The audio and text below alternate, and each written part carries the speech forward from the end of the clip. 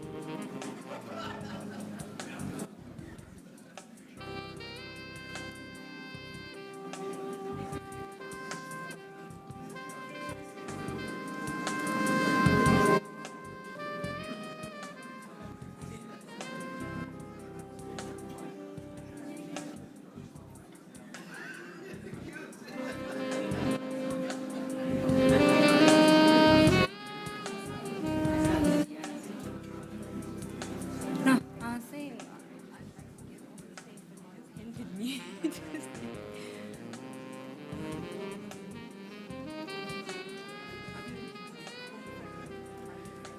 Good evening, ladies and gentlemen. Could we please settle down? Please join me in welcoming the Chief Justice of the Republic of South Africa by arising on your feet.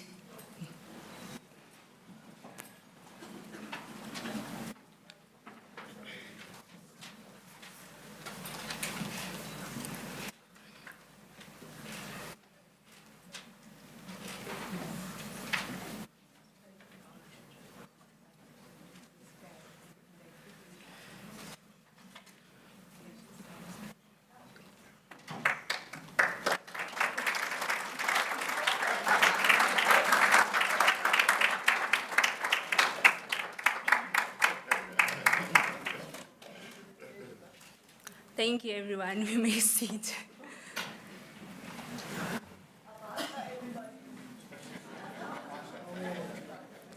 Good evening once again, and thank you all for joining us on this Friday evening for the 4th Dullah Omar Institute Memorial Lecture. Thank you also to those who are joining us virtually. It really is lovely to have you with us. My name is Tabile Tkonkos-Pambo. I'm sure you've seen enough of me this evening because I've stood here for some time, but I will be taking you through the program. Now, before we get into the formalities, I just have 2 requests to make. Could we please switch our phones to silent mode? Because it is a Friday after all, so I anticipate the phones will go off a lot with people asking where you are. So if you could just switch them to silent or even airplane mode, that's fine for the evening. And then the second request is for us to then use those very phones that we're switching to silent to post about the event on social media. We are available on LinkedIn, on X, and Facebook. You can find our pages at the back of the program, as well as our handles. Please use the hashtag 2024DOML and hashtag Dullah Omar in order to post. Now, to get us into the formalities of the evening, I would like to call onto stage Professor Lucas Munting, who is the director of the Dullah Omar Institute. Now, he took over as our director on the 1st of January, 2023, and although he's been at many of these memorial lectures, this is his inaugural one. So give a warm round of applause as he joins me on the podium.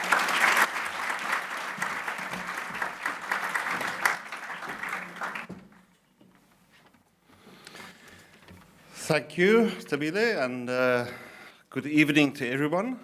And thank you for joining us for the 14th Dullah Omar Memorial Lecture. I don't know what Tabile told you about herself, how she introduced herself before we joined you, but she is a doctoral researcher at the Institute under the Sasi Chair in Multi-Level Government, Law and Policy. She is a new generation of academics program lecturer in the Department of Public Law and Jurisprudence, and she holds an LLB from Wits and an LLM from UWC. And here's the interesting bit. Before joining us, she clerked at the Constitutional Court for Justice Cameron. So we see the connections.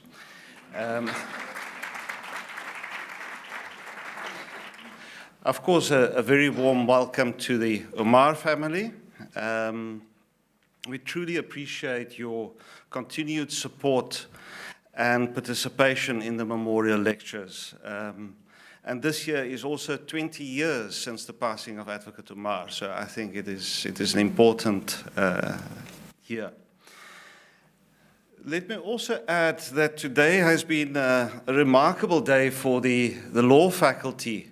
And if my counting was correct, a total of 455 students were awarded degrees, certificates, and diplomas at this graduation at the law faculty. And this included 7 doctorates. And of course, congratulations and well done to all those who have received degrees, diplomas, and certificates. So by the end of today, we will also have had 2 Constitutional Court judges addressing the faculty and the friends of the faculty on the same day. The other is, of course, Justice Majid, who hosted a lunchtime seminar titled The Constitutional Court and the Recognition of Religious, Language, and Cultural Rights. And so we are having a busy day with the Constitutional Court today. Over the years, these lectures have attracted a diverse audience, and this year is no exception. We have members from the legal profession, academic students, members of the diplomatic corps, civil society organizations are all in attendance. You are most welcome at this memorial lecture. Let me also recognize in particular the Vice-Chancellor, Professor Pretorius, present here tonight, Professor Levak, whom we will hear from later, Professor De Ville, the Dean of the Law Faculty, Advocate Sabinila Koza, who is the chairperson of the Dullah Omar Institute Board, and also Judge Saldana of the Cape High Court. And then 2 of his colleagues who I learned tonight are also alumni of UWC, Judges Goliath and Legrandsie. Most welcome to you. So the previous lecture was in November 2022, and some may recall that it was Advocate Tuli Madonsela that gave that lecture. But for a variety of reasons, we were not able to fit in a lecture in 2023, and so we tried to schedule this one for as early as possible in the new year. But if there is one person I must thank for making this lecture possible, it is indeed Justice Majid, or Stephen, as he insists on being called, and I feel so uncomfortable with that coming from an Afrikaans background. He is also an alumni of UWC and a great friend of the faculty, and we really appreciate your support and enthusiasm. And definitely a can-do attitude. And then I must say your promptness in email correspondence is admired. So it is opportune to reflect briefly on why we do memorial lectures. And so we engage in memorial lectures to pay tribute to and remember the life and legacy of the individual being commemorated. It serves as a tribute to their accomplishments, their character, and impact on their field or community. We do this because we admire their achievements and regard these achievements as direction giving or guiding to us as individuals and as a collective. Memorial lectures provide a platform to reflect on the person's professional, intellectual, or personal achievements and their lasting influence on others. This lasting influence we see in Advocate Omar's contribution in the dismantling of apartheid, as well as in guiding and supporting the transition to democracy and his leadership roles in the young democracy. A memorial lecture also serves as a means of continuing the legacy and work of the individual being honored. Reflecting on the work of the Institute, as well as the previous memorial lectures, we have continued to focus on the challenges and issues that were important to Advocate Omar, thereby preserving his ideas, values, and vision. Memorial lectures often feature speakers who are experts or leaders in the field, and tonight we have Chief Justice Zondo to deliver the lecture. Judge Zondo will be the 3rd Chief Justice to deliver this lecture, the other being Justices Langa and Chaskelson. Memorial lectures bring together people from diverse backgrounds, but who share an appreciation for the honoree, his contributions, and reflects a like-mindedness. It fosters a sense of community and connection among participants. As we look to the months ahead, which promise to be interesting, we have the opportunity tonight to listen to the Chief Justice reflecting on the rule of law and the South African judiciary in the first 30 years of South Africa's constitutional democracy. Thank you very much.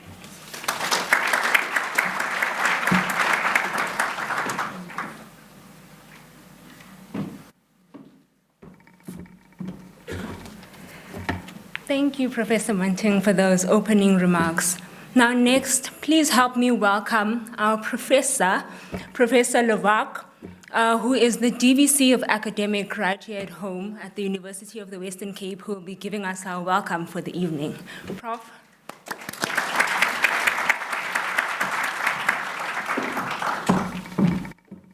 Thank you very much, Tabele. Good evening, ladies and gentlemen. I have the loveliest job to do here tonight. Mine is the easiest because I have to welcome all our illustrious guests. Few people I want to acknowledge here. Chief Justice Raymond Zondo will be our guest speaker. We're really looking forward to your slot and talking about the rule of law in the South African judiciary in the first 30 years. As mentioned by Prof. Munting. We also have Acting Judge President Goliath of the Western Cape, and I mentioned tonight to her last time I saw her, she wasn't quite as short as she is tonight, so very welcome. Then also Acting Deputy Judge President Lagransi, he's sitting over there, Justice Stephen Majid, and I have to add that actually Justice Stephen Majid is also an honorary professor in our faculty. Justice Vincent Saldana, saw him over there. The German ambassador, Andreas Preschke. The German Consul General, Tanya Verrat. Advocate Roderick Thijssen of the Directorate of International Relations, Department of the Premier of the Western Cape Government. And very importantly also, we can't do the work of the DOI without our very good sponsors and our funders here, the Hans Seidel Foundation, and I think Hans Buchler is here, the regional representative in attendance. And we also would like to say thank you to Weber Wenzel, the Sabina Lunat, she should also be here. There are so many other people that I'm seeing. I saw our former Minister of Finance, Trevor Manuel here, and then also our board chair, as mentioned, Advocate Sibonile Khoza, the chair of our DOI. You have met Prof. Lucas Munting, and I must say I've been in this fortunate position. I asked him tonight, what was the date that we actually changed the name? And Mrs. Omar would remember this. It was actually in this very hall that we had it, and it was in 2015. And the Dullah Omar Institute really arose from the wonderful initiative with the late Dullah Omar, and I will mention some of the others that will involve, that arose from the Community Law Center that really, in a sense, started this wonderful work that the Dullah Omar Institute continues to do, and that they increase their impact as they've done in the last number of years. And I recall very vividly that that evening, we had the Ukwanda handspring puppets here, and we also managed to pay tribute to all those that were part of the Community Law Center. And that really paved the way for what is happening today and the kind of impact that the DOI has. Today at graduation, I reminded our graduates that they've been birthed a faculty that is steeped in the history and values that have shaped our esteemed institution. The history of the UWC Law Faculty itself is a testament to our commitment to excellence and social justice. Established in 1960 as a constituent college of the University of South Africa, our law faculty has evolved over the years to become a beacon of legal education and scholarship, not only in our country, but beyond. And this is also the faculty where this Community Law Center, and now the Dullah Omar Institute, played a pivotal role in the drafting of our Constitution. And I recall at the time, Justice Albie Sachs also spoke, and there were a few people that stand out for me. The legacy of the late Minister Dullah Omar, the late Dr. Zola Skweyiya, and I recall that he was awarded an honorary doctorate at UWC posthumously.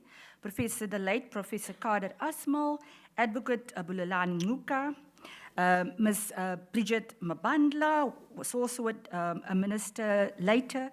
And then justices in this faculty, some of our illustrious alumni, Justice Stephen Majid, Judge Mohammed Nafsa from the SCA. I've introduced Judge Legransi. In his absence tonight, also remembering Judge Tazwell Papier, Chantal Fortuin, and our acting JP that I've mentioned. And I really think that it's on the day that the law faculty had 2 sessions of graduations, very successful, and seeing the young, aspiring law graduates walking across the stage, I made that can claim that. And I know I'm biased, I'm a lawyer too, and that is why I'm probably saying that. And I reminded the students that the law degree is not just a qualification, but it's a foundation for so many careers and opportunities, and that we have a responsibility to use the knowledge of the law wisely, responsibly, and use it to make a difference in the world. I want to pay homage to all the previous directors. He is sitting over there, Professor Nico Steitler. He was our first, and he's here tonight. I can't see Prof. Jaap de Visser. I think he might be traveling, our second, and now Professor Munting. And what was wonderful for me from a UWC perspective is what stands out about the DOI. And this is where this memorial lecture also fits in. We have something at UWC that we call the Scholarship of Engagement for Societal Impact. And it's how we use our scholarship in the different forms of scholarship that we have, and we've identified about 5, of which the Scholarship of Engagement really brings together how the scholarly work is not just a means to an end or on its own, but how it feeds into whether it's policy discussions, whether it's legislation, whether it's actually changing the different community societies that we work for. And I think this is something that we are very proud about. And I'm sure, Mrs. Omar, and your daughter, that your husband would have been very proud of what this DOI managed to achieve through, since its inception, or rather since the change of name. All the other esteemed guests that I can't mention by name, you are welcome, and enjoy the evening with us.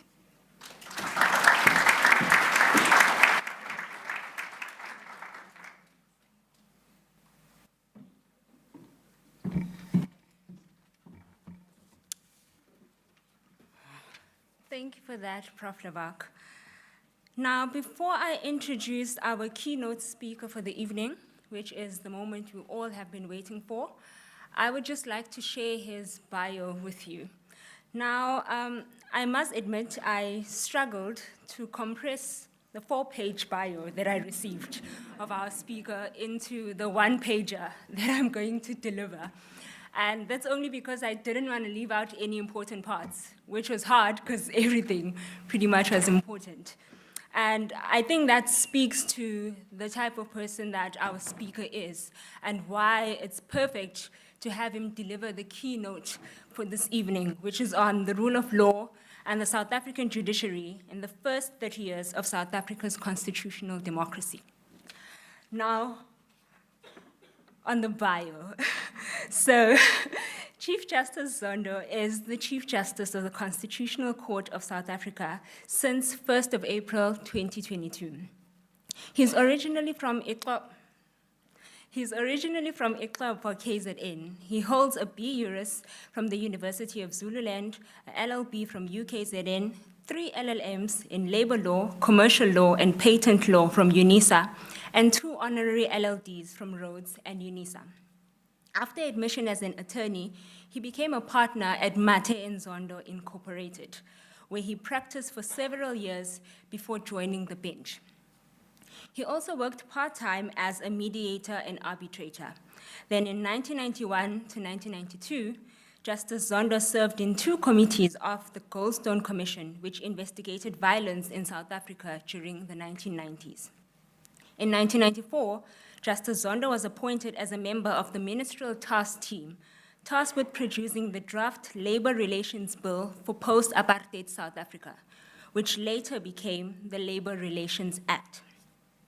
In 1996, Justice Zondo became the first chairperson of the governing body of the CCMA, and then in 1997 became an acting judge at the Labour Court.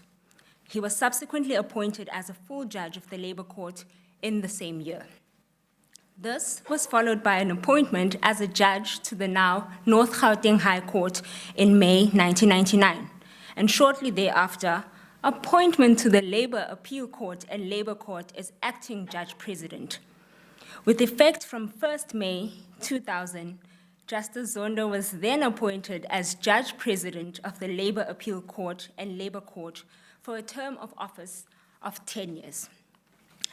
As the judge president, he served in various ad hoc committees that were established by the heads of court, dealing with complaints about sexism and racism in the judiciary, as well as the use of official languages in courts, among other matters. Once he completed his term, he then returned to the North Gauteng High Court to resume his duties as judge. This was followed then by his appointment as an acting justice of the Constitutional Court, effective from November 2011 until 31 May 2012. In August 2012, he was appointed as the Justice of the Constitutional Court, effective from 1st September 2012.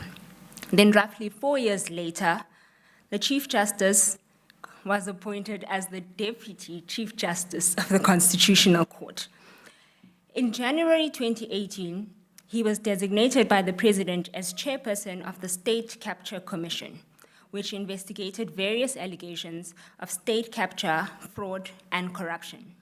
He undertook this duty from 2018 up until August 2021, culminating in a 6-part report that was submitted to the President over 6 months from the 31st of December 2021 to 22nd of June 2022. And then on the 10th of March 2012, the President announced Justice Zondo as the 6th Chief Justice of the Republic of South Africa. And that is the summarized version, everyone. So with that mouthful of an introduction, please help me in giving a warm round of applause to our keynote speaker for the evening, Chief Justice Raymond Zondo.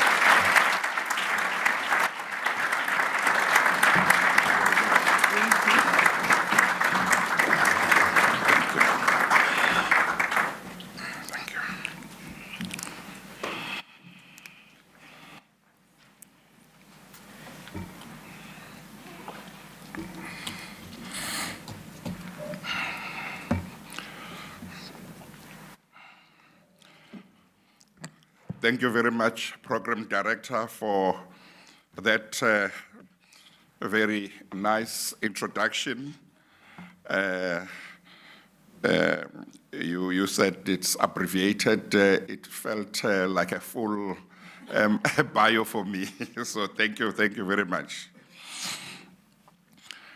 Professor Tyrone Pretorius, Rector and Vice Chancellor of the University of the Western Cape, Professor Vivian Levesque, Deputy Vice Chancellor, Academic, University of the Western Cape, Professor Jacques Deville, Dean of the Faculty of Law, Professor Lucas Munting, Director, Dullah Omar Institute, Mrs. Farida Omar, wife of the late Advocate Dullah Omar, and their children, Fazlin, Rastam, and Kamal.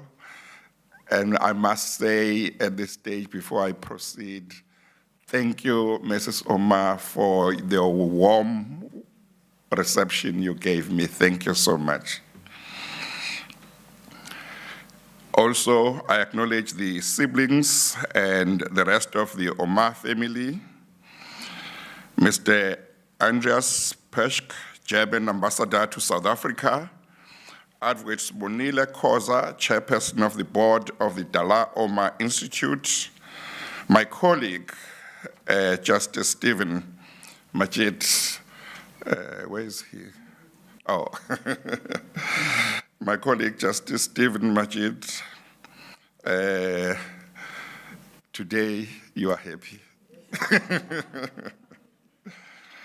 Justice Patricia Goliath, Acting Judge President of the Western Cape Division of the High Court, Justice Legrange, Acting Deputy Judge President of the Western Cape High Court, Justice Vincent Saldana, Board Member of the Dullah Omar Institute, ladies and gentlemen, distinguished guests, good evening.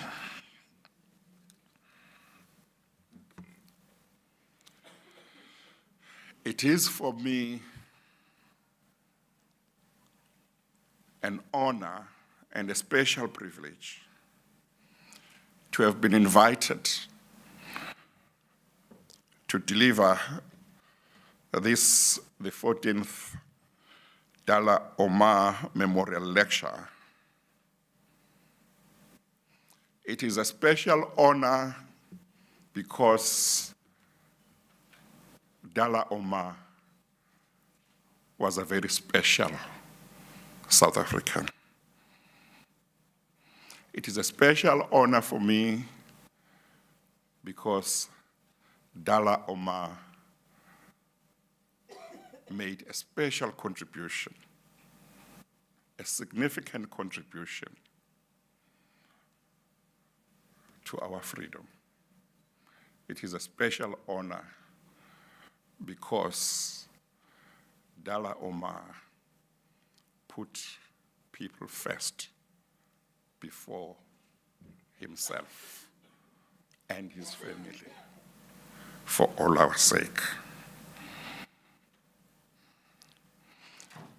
Dullah Omar did not just make a significant contribution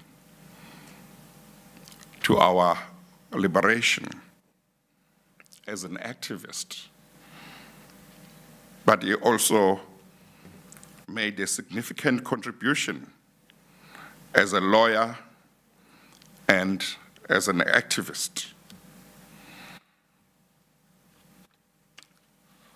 so that South Africa could be got rid of apartheid and racism.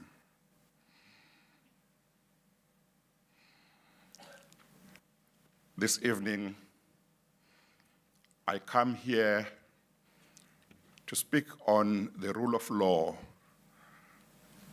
and the judiciary of South Africa in the first 30 years of our constitutional democracy. I come at a time when, in a few days' time, we will reach a very important milestone as a country when we complete 30 years of our constitutional democracy. And indeed, I come here at a time when, in about 5 to 6 weeks' time,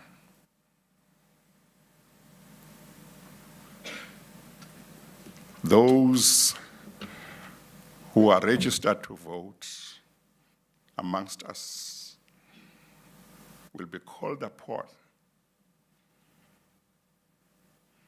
to vote for a new government.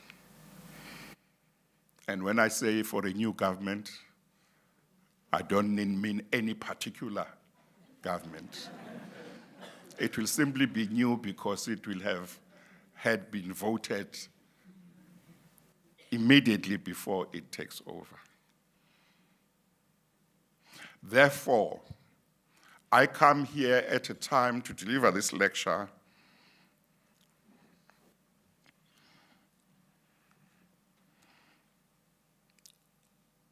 when we, as South Africans, are required to sit back and reflect on the journey that we have traveled since 1994. We are required to have that reflection because we are about to begin another journey. which starts with the beginning of our 4th decade of democracy.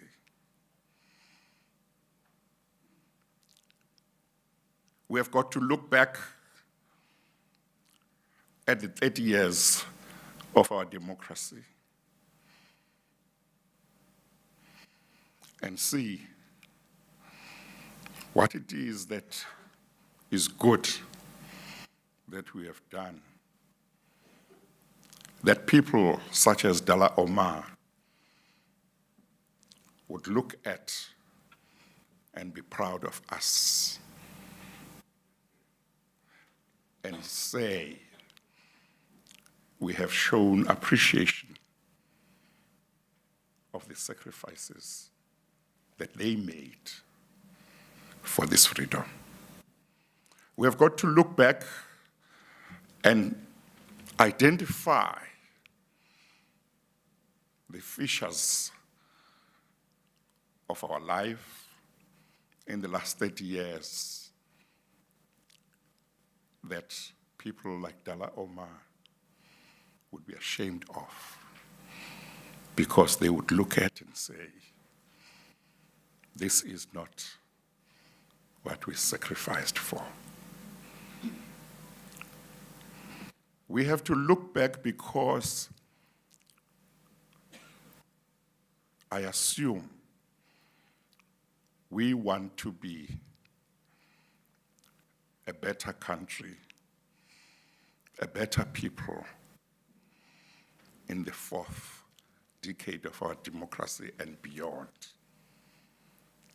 But if we don't look and we do not honestly identify where we went wrong as a country, we run the risk of repeating in the 4th decade of our democracy and beyond some of the features of the past 30 years that have held us back. It is a reflection that we all should have done quite some time back, but we can still do it now.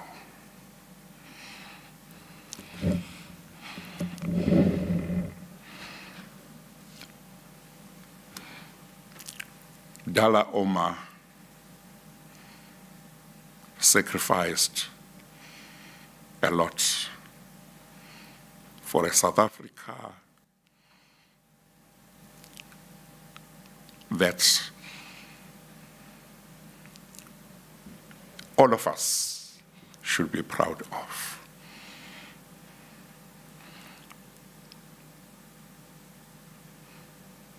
Dullah Omar was a man of absolute integrity. And immediately, I'm sure many of us can easily identify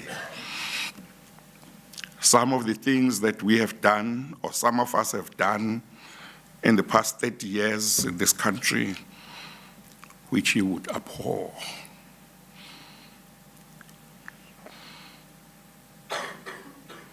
Dullah Omar cared for the next person and associated himself all the time with the poor and the downtrodden. Under apartheid, he and his family suffered constant harassment by the apartheid agents. He used his skills as a lawyer to advance the struggle for freedom. He never used his skills as a lawyer to amass personal wealth for himself and for his friends or family. During the state of emergency of 1985, he and many other activists were detained under the emergency regulations that were promulgated under the Public Safety Act. And even under apartheid, they challenged their detention.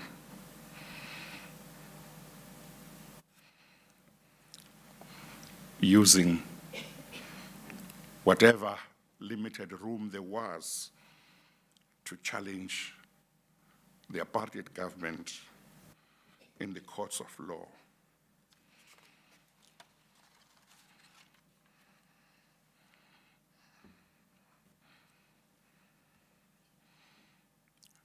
We are also grateful for the role that Dullah Omar played in the formation of the National Democratic Lawyers Association, NADEL, which continues to exist today and plays an important role in our society to advance the rule of law, the independence of the judiciary, and the advancement of human rights.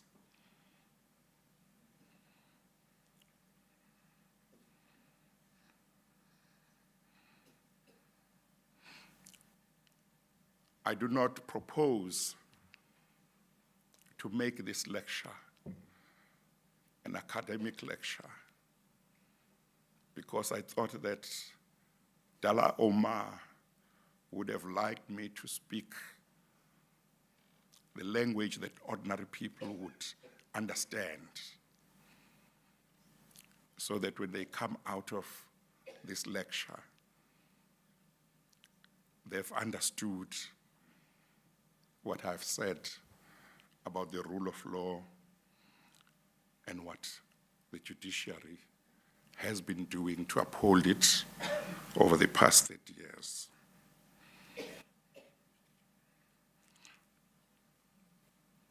I know of no definition of the rule of law that is universally accepted.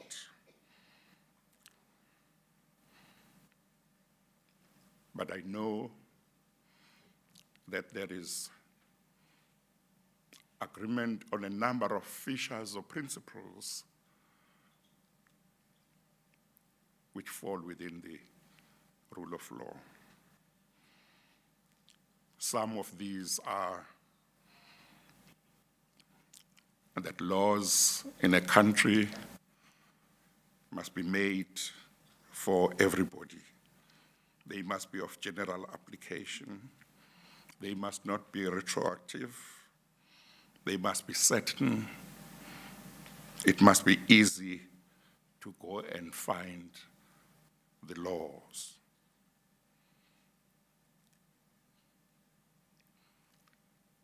The rule of law includes equality before the law. It includes an independent judiciary. It includes the right of access to courts. It requires that there should be independent courts which will adjudicate disputes among citizens and between any citizen and government.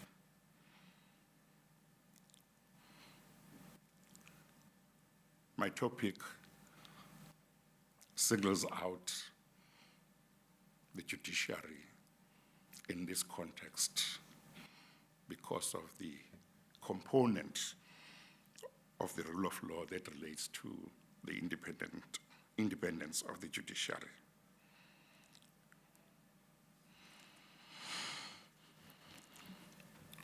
When we look at the rule of law in South Africa in the past 30 years, we have to start in 1994. And Dullah Omar has to feature because he was the first Minister of Justice in a democratic South Africa. And actually, he appointed me as an acting judge for the first time in 1996. And indeed, when I was appointed permanently, he took the trouble to give me a call himself to break the good news to me that the JSC was going to recommend me for appointment. I can still remember how personal that conversation was, because he was a man who was down to earth. I was very young then. I was only 36. But he took the trouble to phone me himself to break the good news.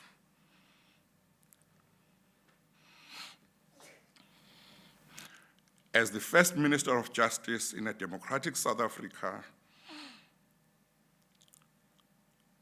Dullah Omar had placed upon his shoulders by President Mandela and all of us the huge responsibility of ensuring that a new judiciary was born. A new judiciary was to be built.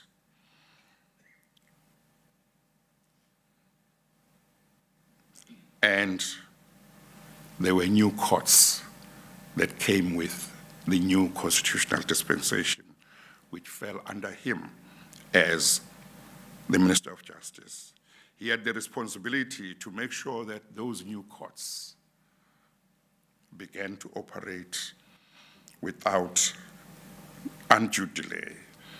That was the Constitutional Court, the Land Claims Court, the Labor Court, the Labor Appeal Court, the Competition Appeal Court, as well as other agencies or commissions such as the Human Rights Commission,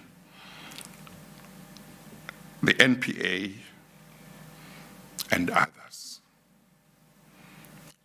As the first Minister of Justice, he played a leading role in making sure that these new institutions in our constitutional democracy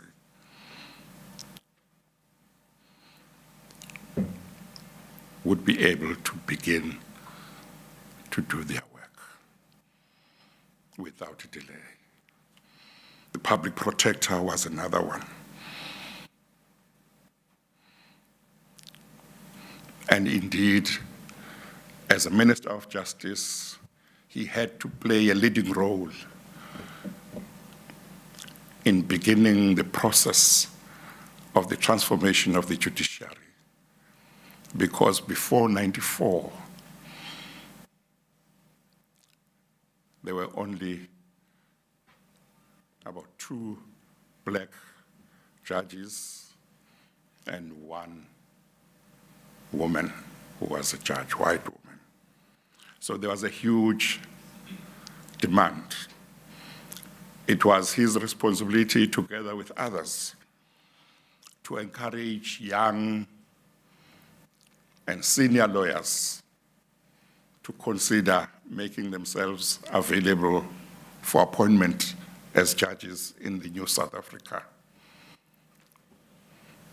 I remember very well during those years that some of us had never thought about being judges.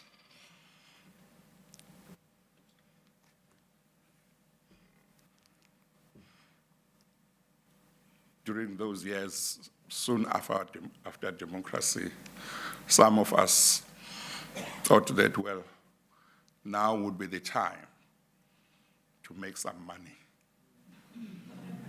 Because under apartheid, there was so much that one did in terms of work, which wasn't paying, but it was part of what we regarded as our job.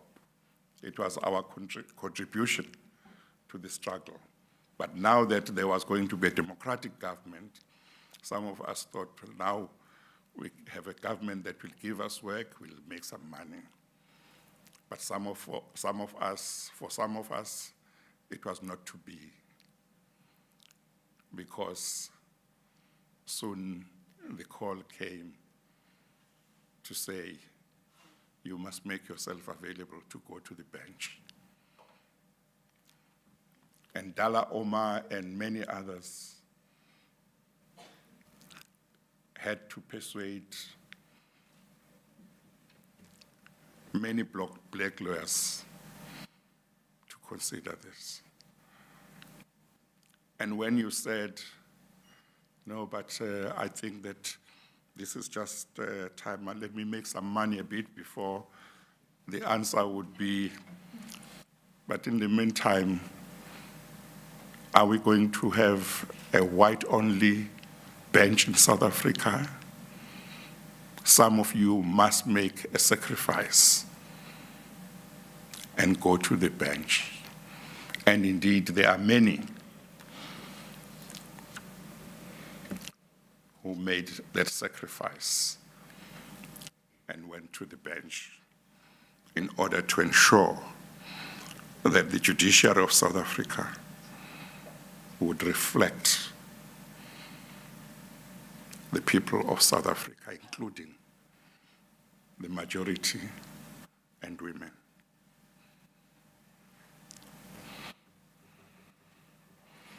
The topic that I've chosen calls for us to ask the question, what kind of judiciary did Dullah Omar want for South Africa? Of South Africa 30 years later, the kind of judiciary that people like Dullah Omar and many others sacrificed so much to have as part of our, have we failed? I believe that the kind of judiciary that Dullah Omar wanted is the same judiciary that many of us wanted at the time for South Africa.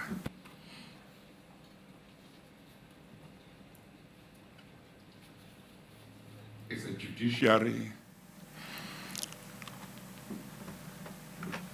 that is made of men and women of integrity.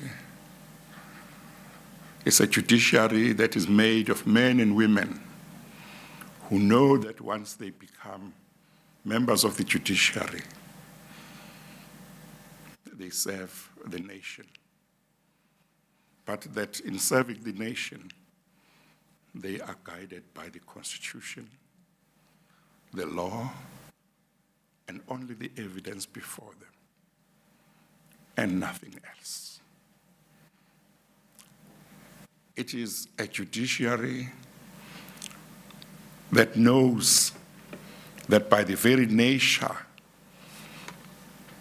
of their function, they will be unpopular from time to time because of the decisions they make. But a judiciary that is prepared to make unpopular decisions when that is called for by the Constitution. It is not a judiciary that wants the media to be always speaking nicely about them. But it is a judiciary that at the end of each day is able to say, today, as a member of the judiciary of South Africa, in this constitutional democracy, I've performed my functions in accordance with my oath of office. If, because of that, I've made enemies, it's part of the job.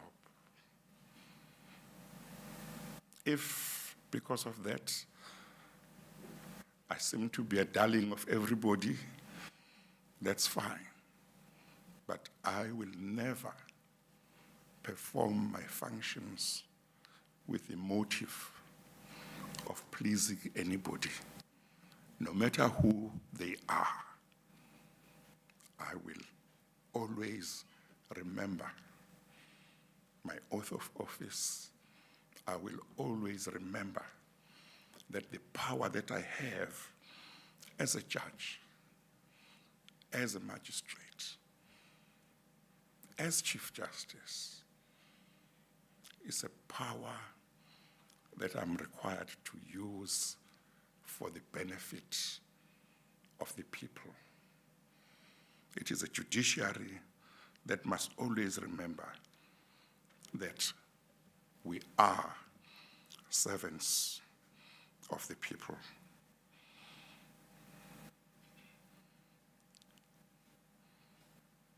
It is a judiciary that is fearless and will not be intimidated by anybody,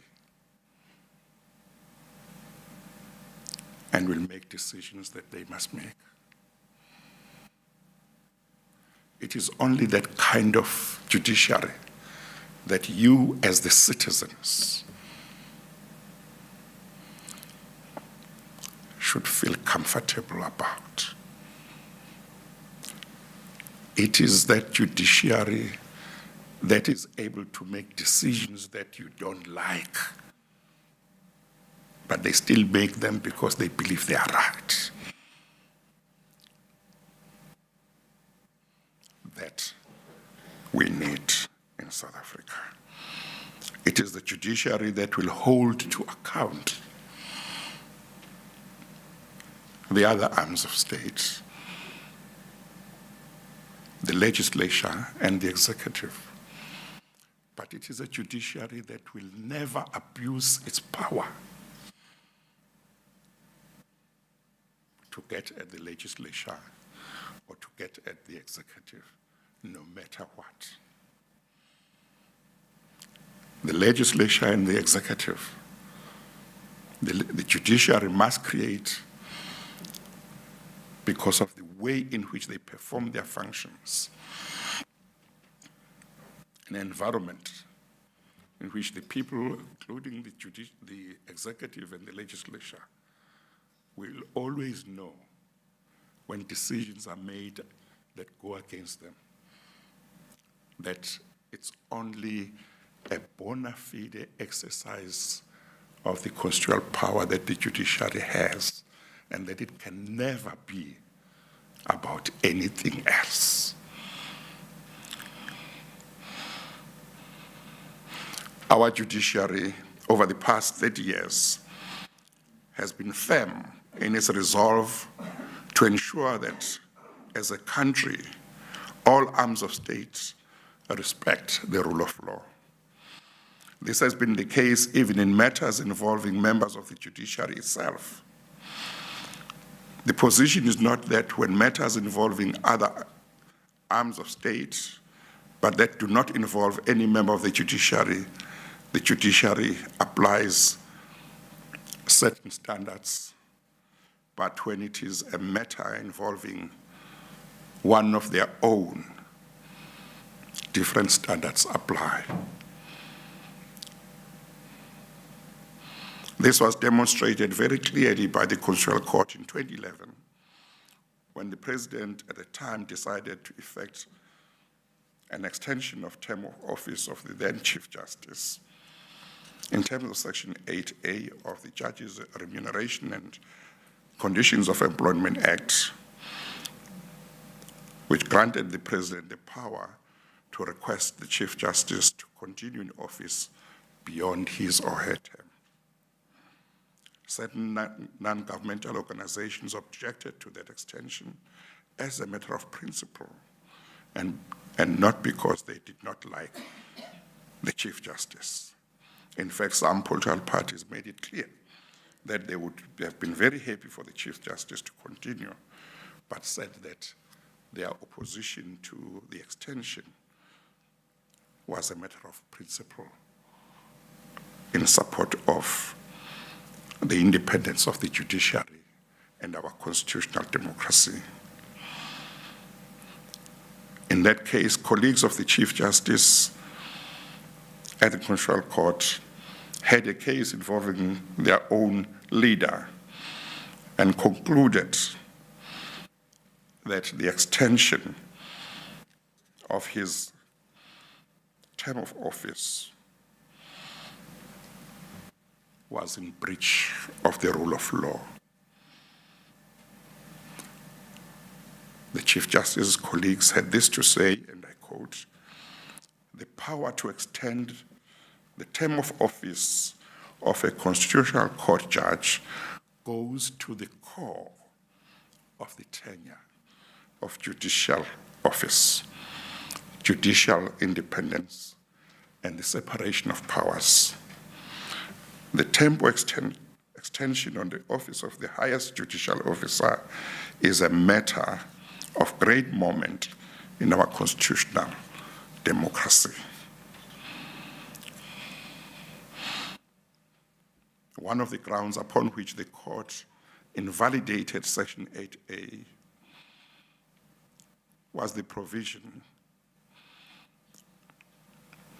ground that the provision violated the principle of the independence of the judiciary, which is part of the rule of law. The court emphasized that the open-ended discretion in Section 8A to the president raised a reasonable suspicion that the independence of the Chief Justice and by corollary, the judiciary could be undermined by external interference of the executive. They said the truth may be different, but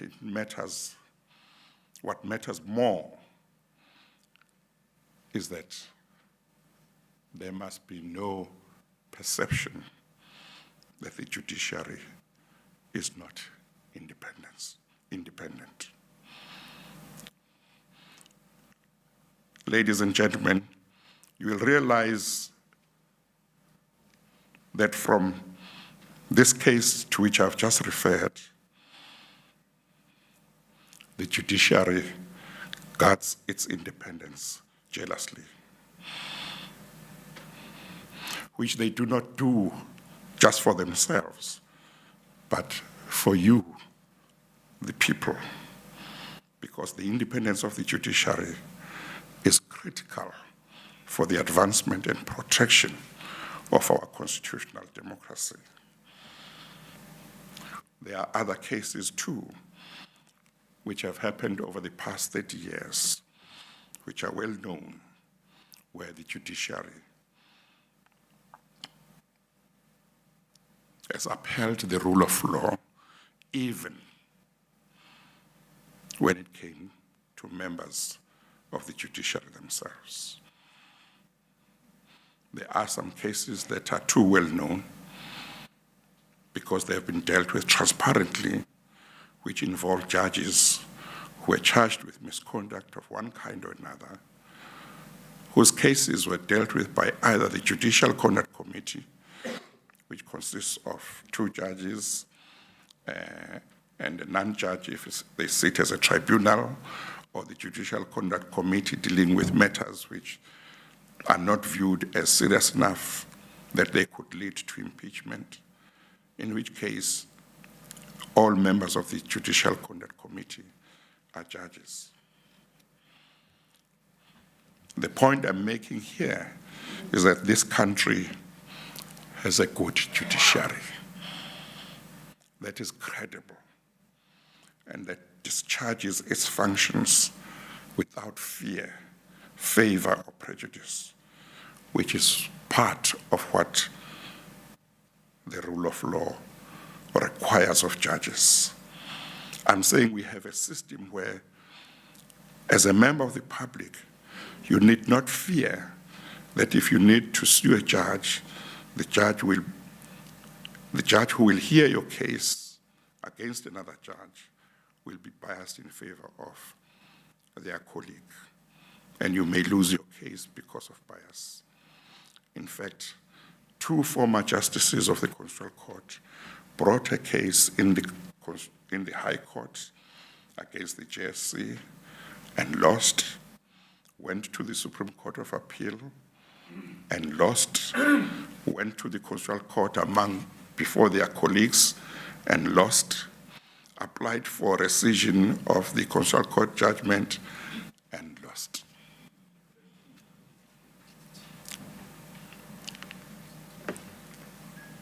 Judges who were adjudicating a case involving their own colleagues that they sit with, they had to adjudicate it because the Constitutional Court judges sit and bank, and they can't bring other judges from outside to sit, and they have to dispense justice without fear, favor, or prejudice.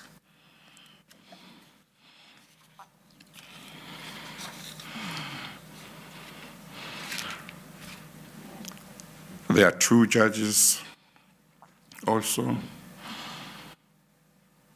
who brought an application in the Gauteng High Court to declare Section 7, 1G of the Judicial Service Commission Act unconstitutional in order to ensure that retired judges would not be subjected to the disciplinary processes of the Judicial Conduct Committee and the JSC.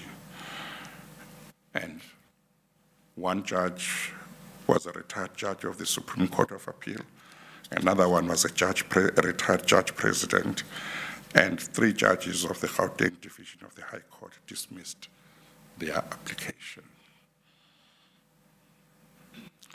Not only does the judiciary of South Africa insist on compliance with the rule of law by the legislature and the executive on domestic matters, but also they insist on compliance with the rule of law on matters of an international nature and that involve other countries. They do this because it is their responsibility to make sure that where the legislature or the executive has acted in breach of the Constitution and the court is asked to make a ruling, it does so, again, without fear, favor, or prejudice. Over the past 30 years, our courts have done this quite a few times, where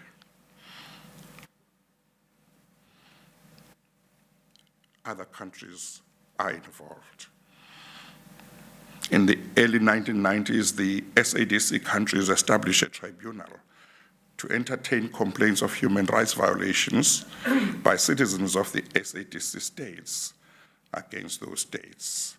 The SADC countries had established this tribunal because in terms of the preamble of the Treaty of the Southern African Development Community, they wanted to ensure that no member of the SADC would be able to undermine the developmental agenda that these states had adopted for themselves.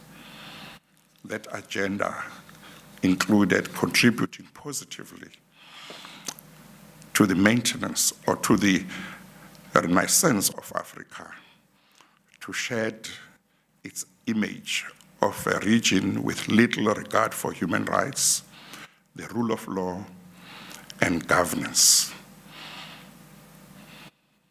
These states also established the Southern African Development Community with special emphasis on, among others, the need for respect, the need to respect, protect, and promote human rights, democracy, and the rule of law. South Africa signed this treaty in 1994.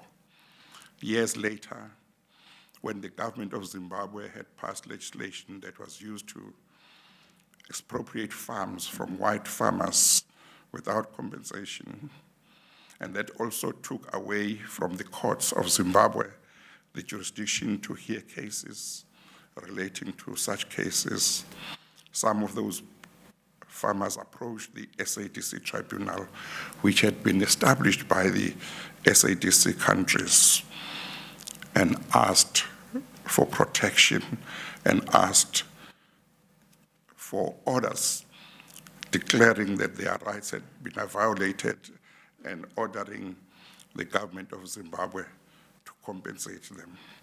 The tribunal found in their favor, but when they required the government of Zimbabwe to comply with the order, the government of Zimbabwe was not prepared to comply. In terms of the treaty, in such a case, if they went back to the tribunal and the tribunal found that Zimbabwe had not complied with the order of the tribunal would refer the matter to the summit, which was a meeting of the heads of state and government of the SADC countries, who would be required to see to it that one of their own complied with the order of the tribunal. But in this case, when they went back to the tribunal, and the tribunal established that indeed the government of Zimbabwe had not complied and referred the matter to the summit, the heads of state of the SADC countries, instead of ensuring that Zimbabwe complied with the order, because Zimbabwe was a signatory to the treaty, where they all had agreed that in order for the development of the region, they needed to take steps to make sure that they are not seen as countries which have no regard for the rule of law and human rights. The heads of state of the SADC countries simply decided to render the tribunal dysfunctional.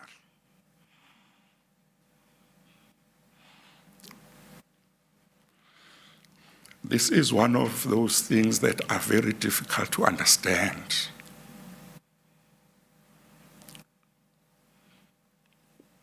As to why heads of state, governments sign agreements, but when those agreements are supposed to be implemented,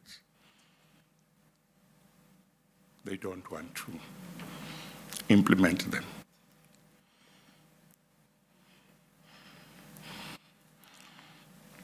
When that matter ultimately came to the South African courts and in the Constitutional Court of South Africa,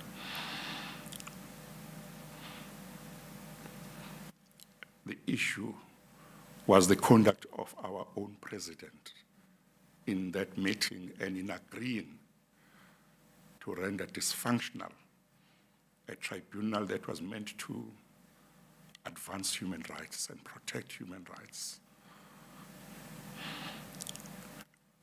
And the request was that the Constitutional Court should find the conduct of our own president in that regard to have been in breach of his constitutional duties, to have been a breach of the rule of law, and to order him to withdraw his signature that in the agreement that rendered the tribunal dysfunctional. The Constitutional Court had this to say, and I quote, "Our signing of the protocol is thus very weighty and significant. It announces to all that South Africa is about to make a radical paradigm shift that is inextricably tied up to who we are as a nation.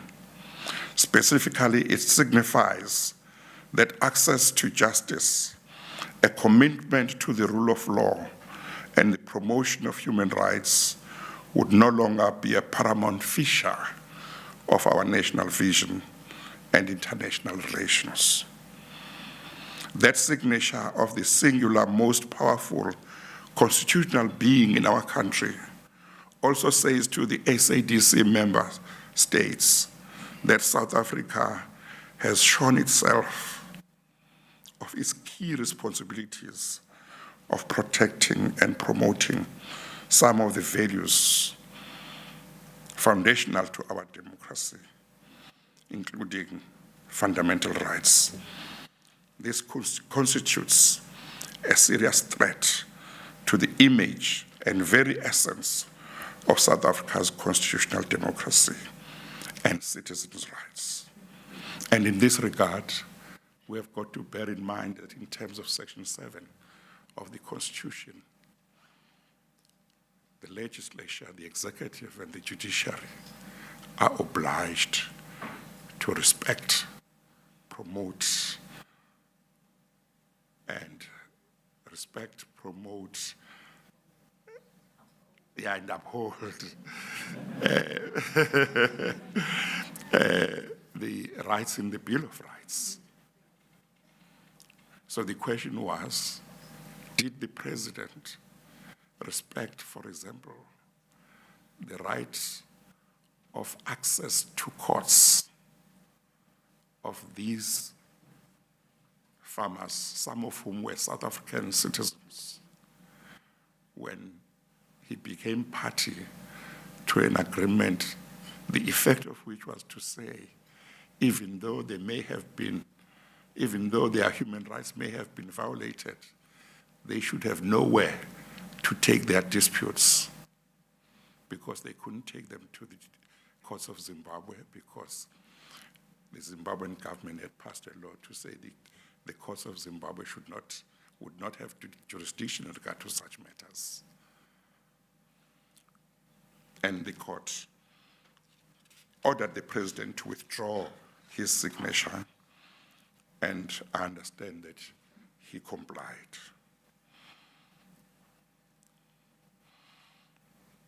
Of course, in performing its function of upholding the rule of law and advancing human rights, the judiciary also has to hold the executive and the legislature to account. There is no case better known among the people of South Africa about the judiciary holding the legislature and the executive to account better than the Adler case. When a president of this country years ago ignored the remedial action of the then public protector, Advocate Thuli Madonsela, and when Parliament sought to second-guess the public protector's remedial action and failed to carry out its constitutional obligations to hold the president to account, the judiciary did not mince its words.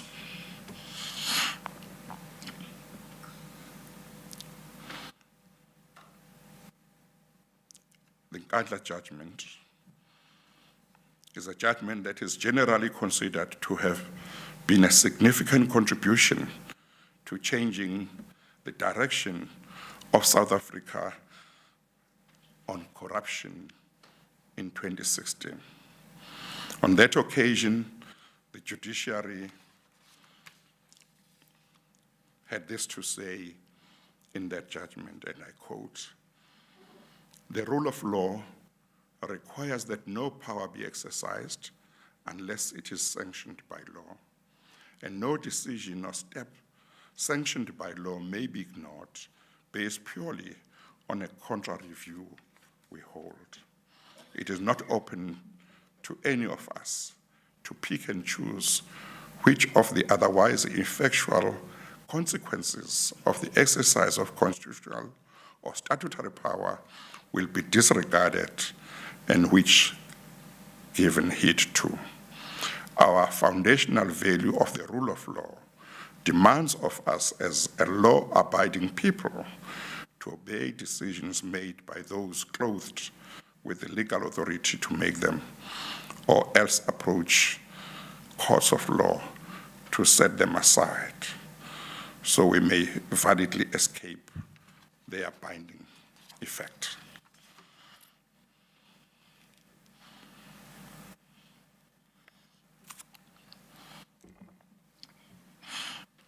The judiciary over the past 30 years has also been vigilant when the executive sought to interfere with his functions. From time to time, the executive requests members of the judiciary to perform non-judicial functions, such as chairing commissions of inquiry and other functions. And one of the cases in which the judiciary of South Africa intervened was when a judge, Judge Heath, had been asked to lead the SIU and be involved in the work of that agency. And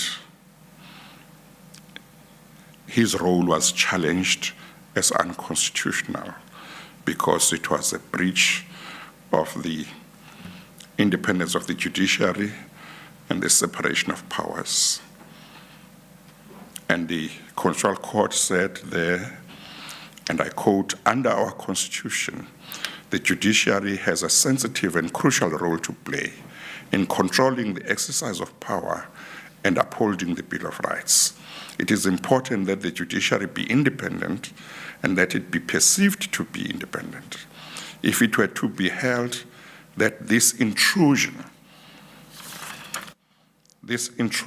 of a judge into the executive domain is permissible, the way would be open for judges to be appointed for indefinite terms to other executive posts or to perform other executive functions which are not appropriate to the central mission of the judiciary.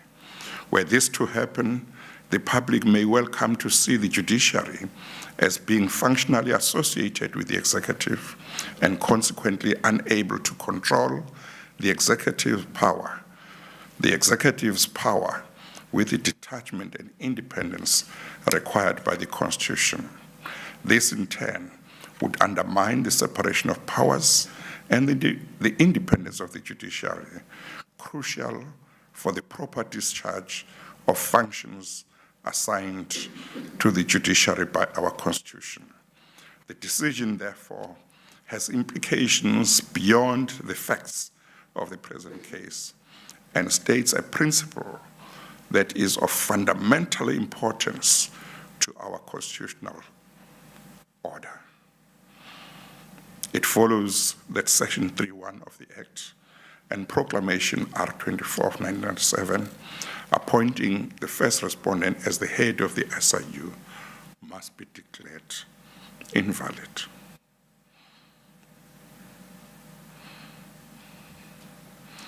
Indeed, the judiciary also declared invalid legislation that required magistrates to issue certain licenses that should really be issued by officials under the executive on the same basis that it is a breach of the separation of powers and unduly interferes with the independence of the judiciary.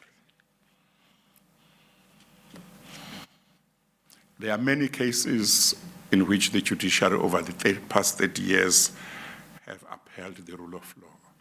They can't all be dealt with in one lecture.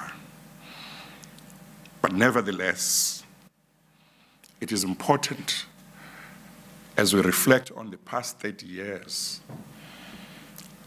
that also we look at the living conditions of some of the people in our country. Distinguished guests, ladies and gentlemen, when we reach the important milestone of 30 years of our constitutional democracy, we need to remember that while there are certain sectors of society who may be enjoying a life far better than the life they enjoyed under apartheid or when we attained democracy, there are some communities and some sectors of our society who live or work under deplorable conditions or conditions to which no human being should be subjected. Conditions that constitute gross violations of their right to human dignity, entrenched in Section 10 of our Constitution. It is critically important that we turn our attention and focus as South Africans on such people, because as we move into the fourth decade of our democracy, those are the people that we must work hard to change their living conditions. In this regard, I'm reminded of the residents of Beideville in Lichtenburg municipality in the Northwest. The Mail and Guardian of 12 April 2024 carried an article about their story, a depressing story that shows the continuing violation of their rights to human dignity that their lives have become. The journalist who wrote the story began the story with this introduction, and I quote, "Waking up to sewage in your home, no water for 21 hours a day, rubbish that has not been collected for more than 10 years, walking on a tarred road that looks like gravel road, and having to abandon your house to live in a shack because you can no longer take the smell anymore." The article reported that Kabelo, one of the residents, has to wake up at 4 in the morning and go and open a manhole near his house, because if he doesn't, the sewage spills into his house through the toilet. Kabelo is quoted as having said, and I quote, "People come back from work and use a lot of water, and that's when it becomes bad. Now I'm forced to walk in the sewer and open it so that it can flow in different directions from my house. And it's also dangerous because children can fall into the manhole," end of quote. Another family had to leave their house and go and live in a shack because of the sewer problem. The Auditor General's report for 2022-2023 for the Ditsobotla local municipality highlighted that there was unauthorized and irregular expenditure of more than 14.7 billion rand, which was an increase of 5 billion rand from the amount of the previous financial years of 9.6 billion rand. And the local municipality referred to as Ditsobotla is the municipality where Kabelo lives.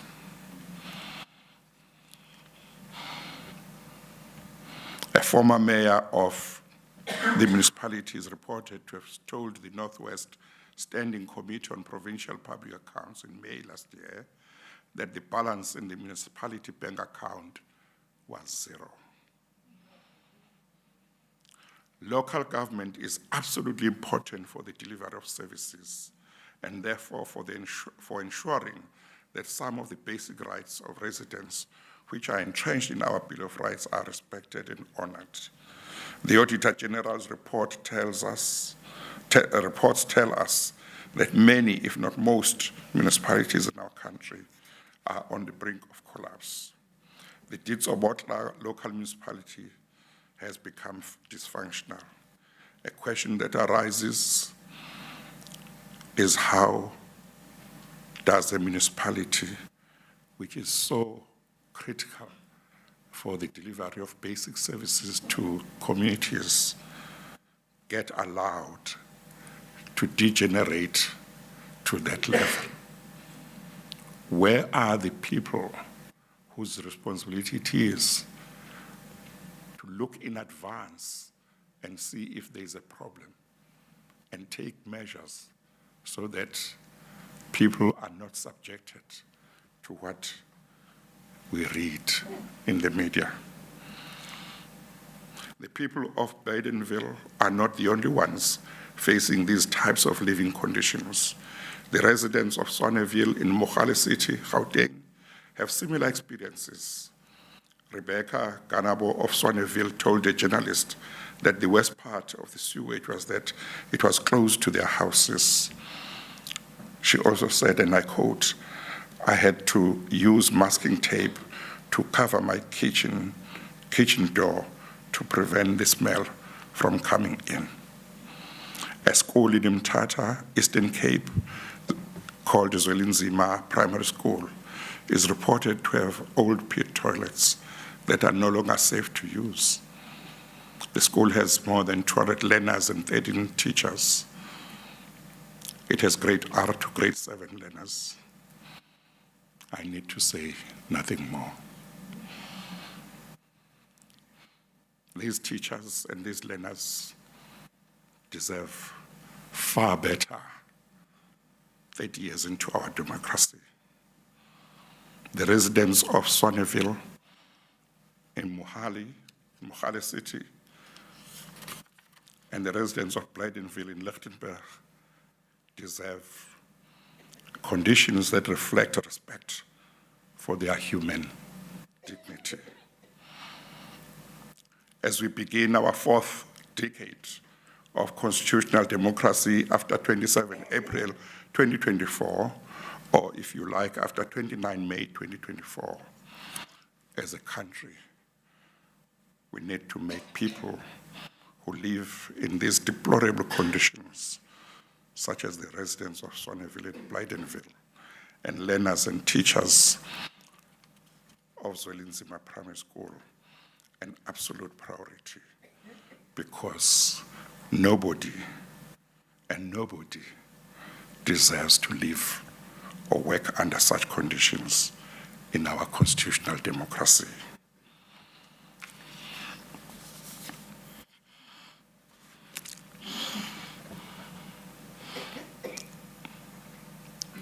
One of the biggest challenges that our society has faced in the past 30 years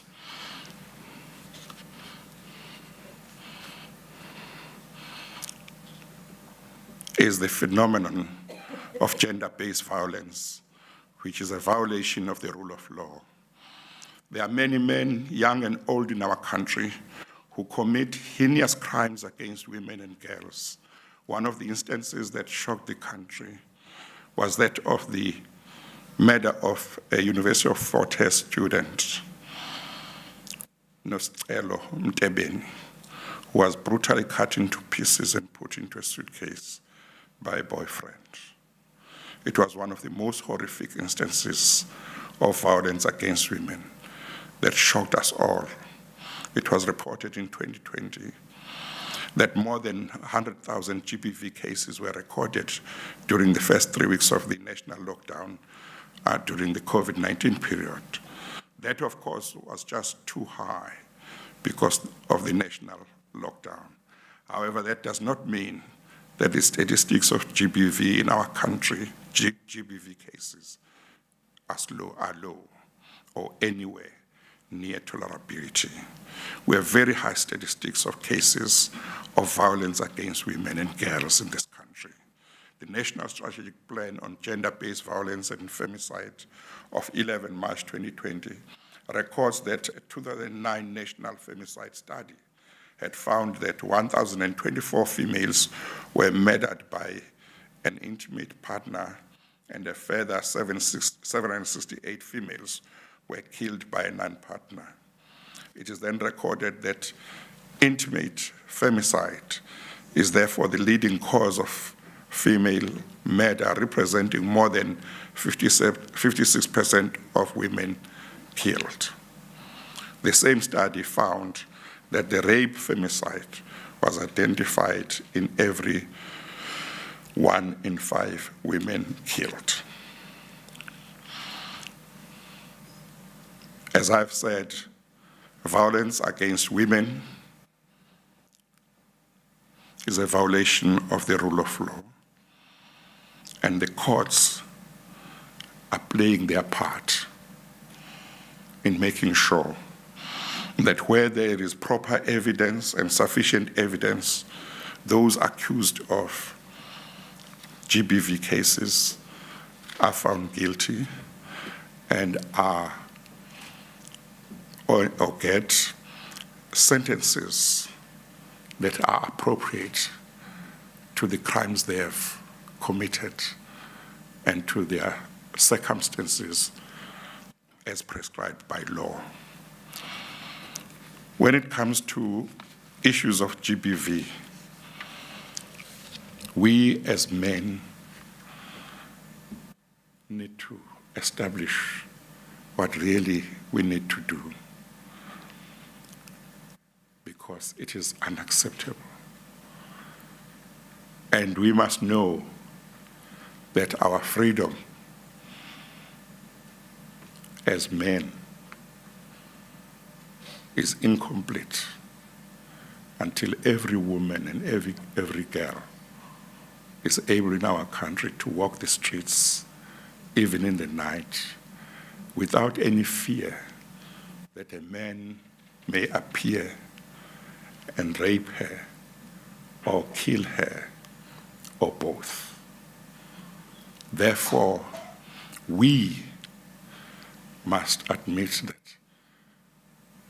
up to now, whatever we have been trying simply doesn't seem to make enough impact. And therefore, we must continue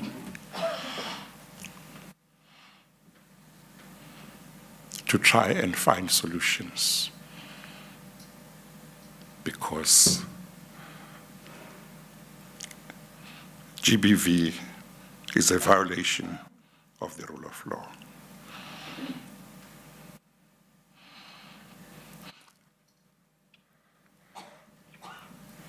I think that when I look at what the judiciary has done over the past 30 years in upholding the rule of law, when I think of the recent cases in which the judiciary has acted without fear, I am satisfied that the judiciary we have is the kind of judiciary that Dullah Omar wanted.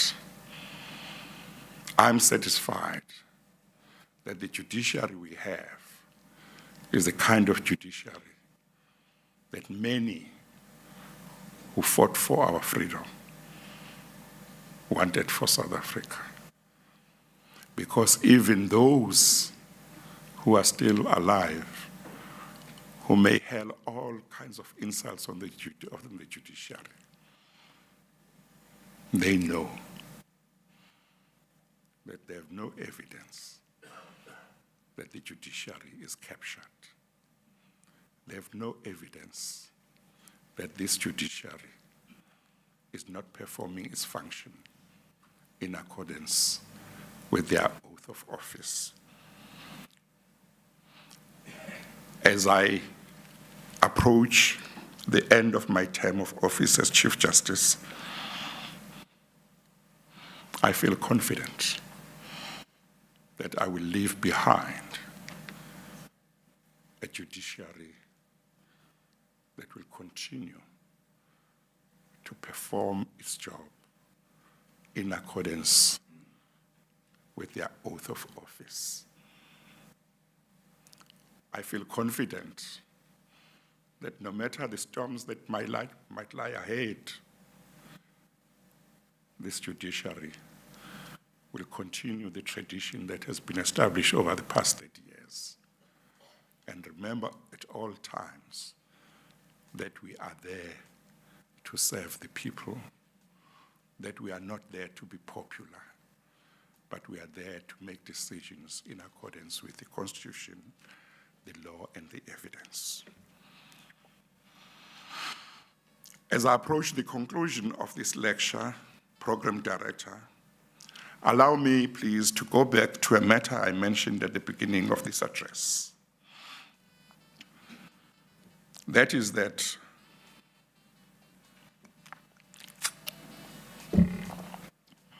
Dullah Omar gave me my first acting appointment as a judge of the Labor Court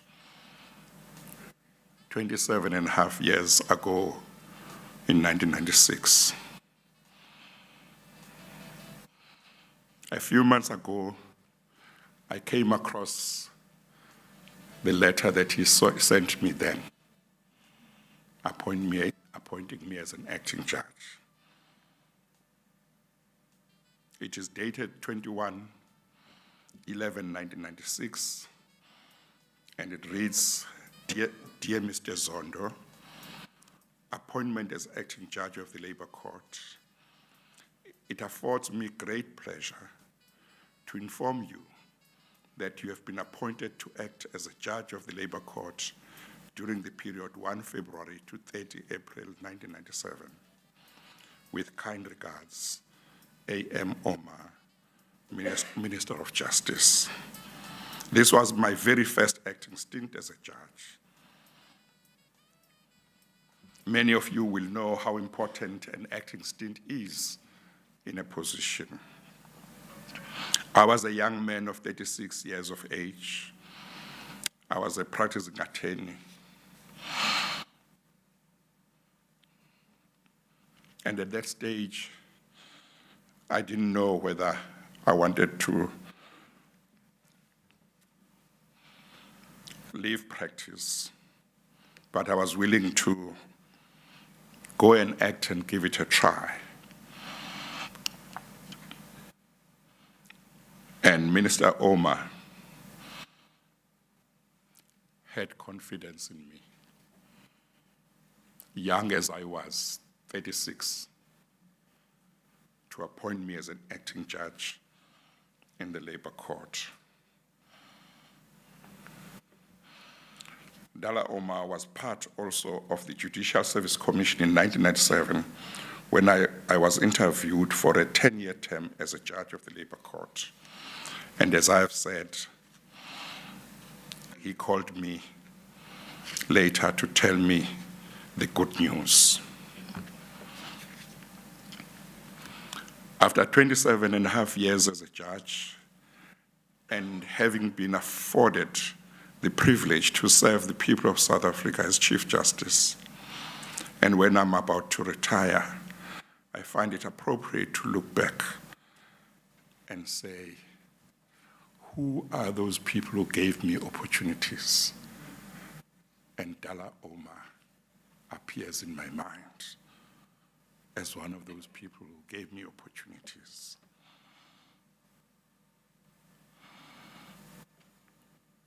And I thought that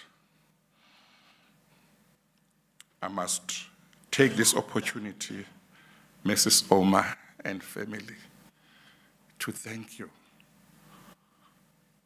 for your husband who gave me that opportunity. And I brought a copy of that certificate or appointment letter in the hope that it will mean something to you, because I found it quite interesting that he was there at the beginning of my judicial career by appointing me as an acting judge. And a few months before I stepped down as Chief Justice, I'm invited to deliver this Dullah Omar Memorial Lecture. So I thought I must bring it, and would like to take this opportunity to invite you to this stage so that I can give you that certificate.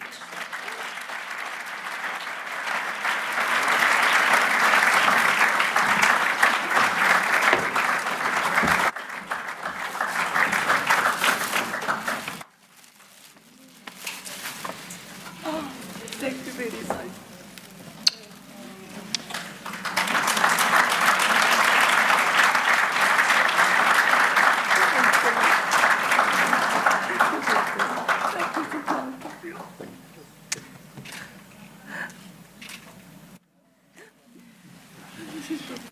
I'll read it.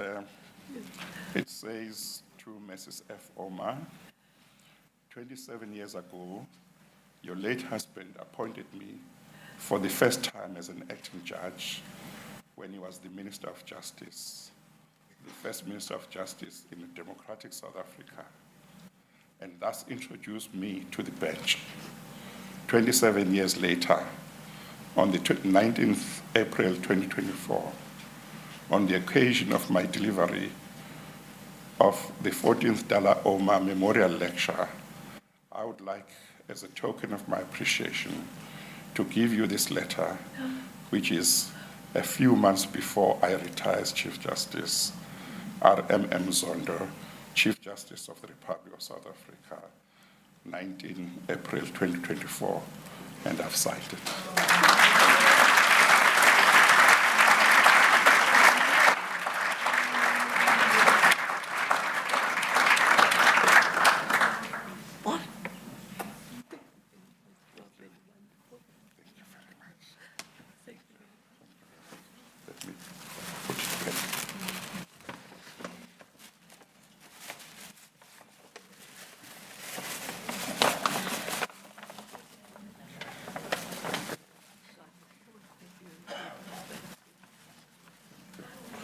Thank you very much.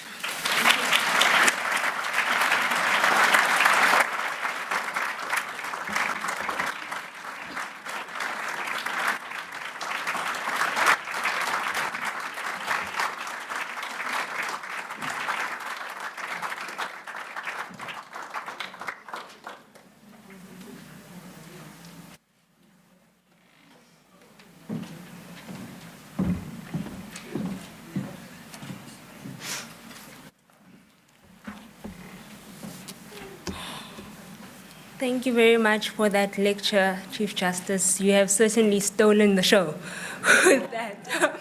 I wish I could just close us off and we go home with our teary eyes, but we have to finish the program. And I'd like to take this opportunity to now open up the floor for a Q&A session. But in the interest of time, I do ask that we keep our questions short. Really keep them short. I have my colleagues in the venue who will be moving around with their roving mics. Chief Justice, we will take a couple. I will be led by you. Would you like to take a couple at a time, or would you like to engage one-on-one? Please do. My colleagues are getting ready. Let's take one at a time. So you indicate to me when you can stop them. Let's take what do you think? I think that's fine. If you're happy. Now the problem is I didn't see the order of hands. So now I think I saw the lady with purple over there, the gentleman over there. We will do 5. So the lady in purple, the gentleman over there. There's a hand at the back. The gentleman with the beanie, I think, or I'm sorry. And there's a hand over here from the lovely man with the headscarf. So I think that's our 5 in that order. Let's just get the feel, and we'll see if more can be taken. Good evening, and thank you for the opportunity. I'm Damaris Kiewicz. Back then, I was Damaris Fritz.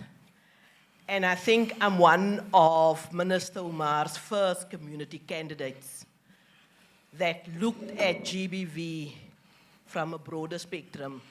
So my question to you, Chief Justice, and I've seen, yes, the judiciary has done good work, but it's also lacked in one of Minister Omar's key principles, and that was to not leave the community behind. That I remember everything he did, there would be a community representative on his side. Looking back at 30 years, the decay of community engagement in the judiciary is actually a sad state of affairs. And now I want to talk to the paralegal state. That was one of the things he wanted to see happening. We wrote the law. I mean, I come from nowhere.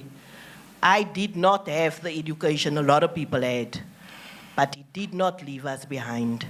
Still today, our paralegals don't have the recognition he wanted paralegals to have. Your response to that will be very enlightening. Thank you very much. Sometimes people make a deliberate decision to leave the community behind. Sometimes there is no such decision, but somehow there is a perception that we are not together.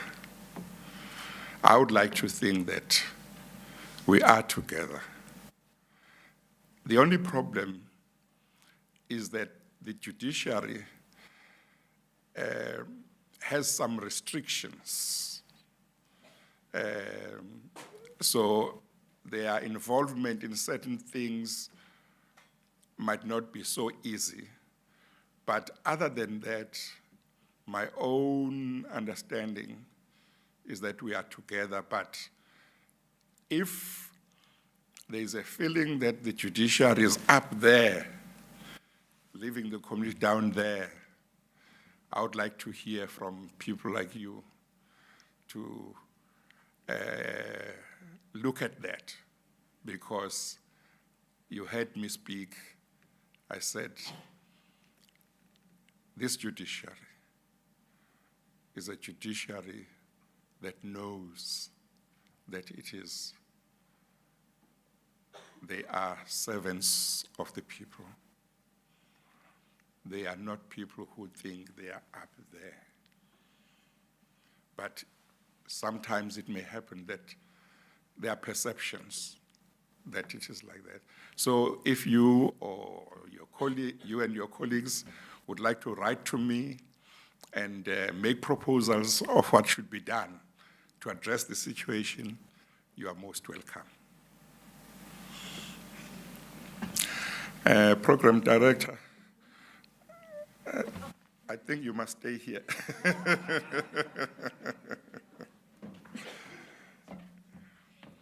Oh, I think the gentleman over there is next. Testing. Testing. Okay. I'm not sure if, okay, I am audible. By way of introduction, my name is Mweketi Mweketi. I am an LLB student here at the university. And mine is a prepared question. While preparing for this, I isolated 3 key principles from the discussion. First being the rule of law, second being justice, and third being democracy. And they all serve different purposes. I think to me, democracy serves as a contextualizing principle. The rule of law serves as a utilized principle, that is what we use. And justice as a principle serves as an objective principle, so what we aim to achieve. And again, in preparation, I found that the critiques to justice and the rule of law generally are the same, in that they are subject to time, subject to community, and subject to reason.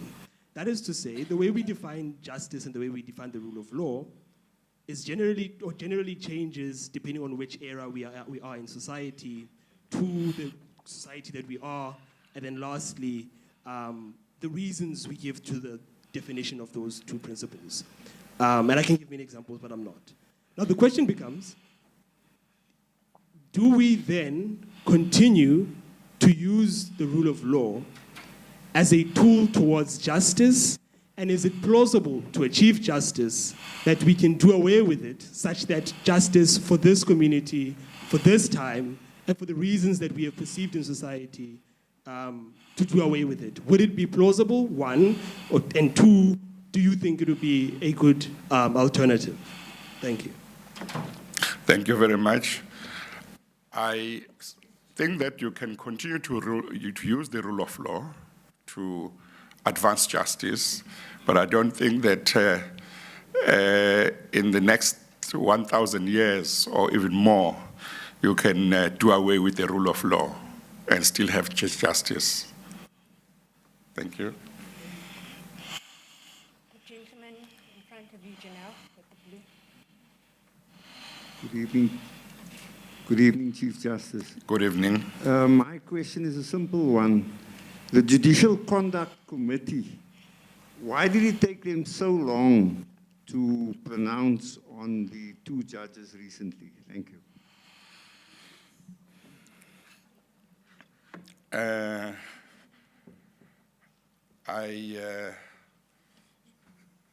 I have a suspicion about which 2 judges you are talking about.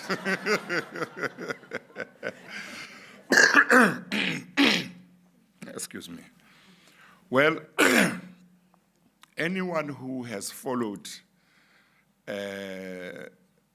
the case of the 2 judges will know that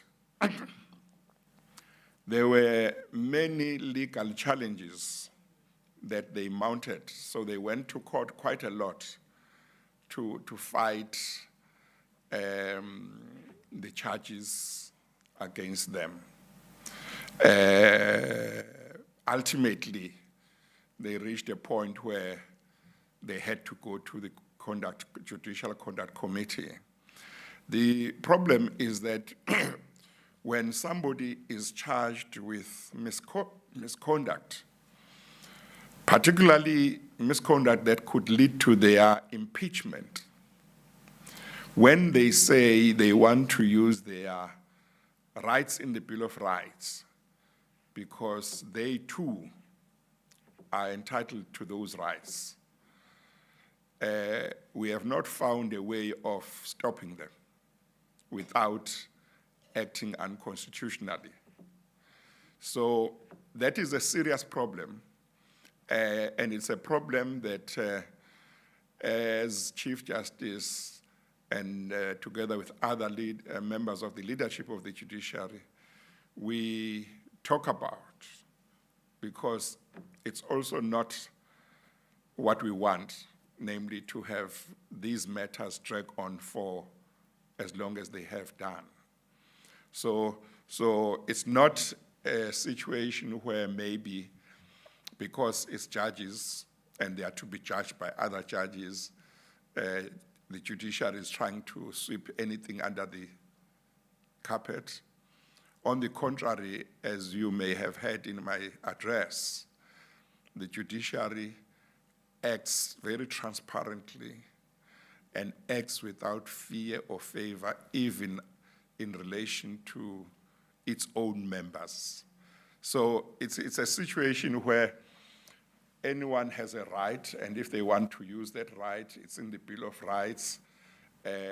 If you stopped them, in most cases, you might find that you have acted unconstitutionally. So that is the problem. Thank you.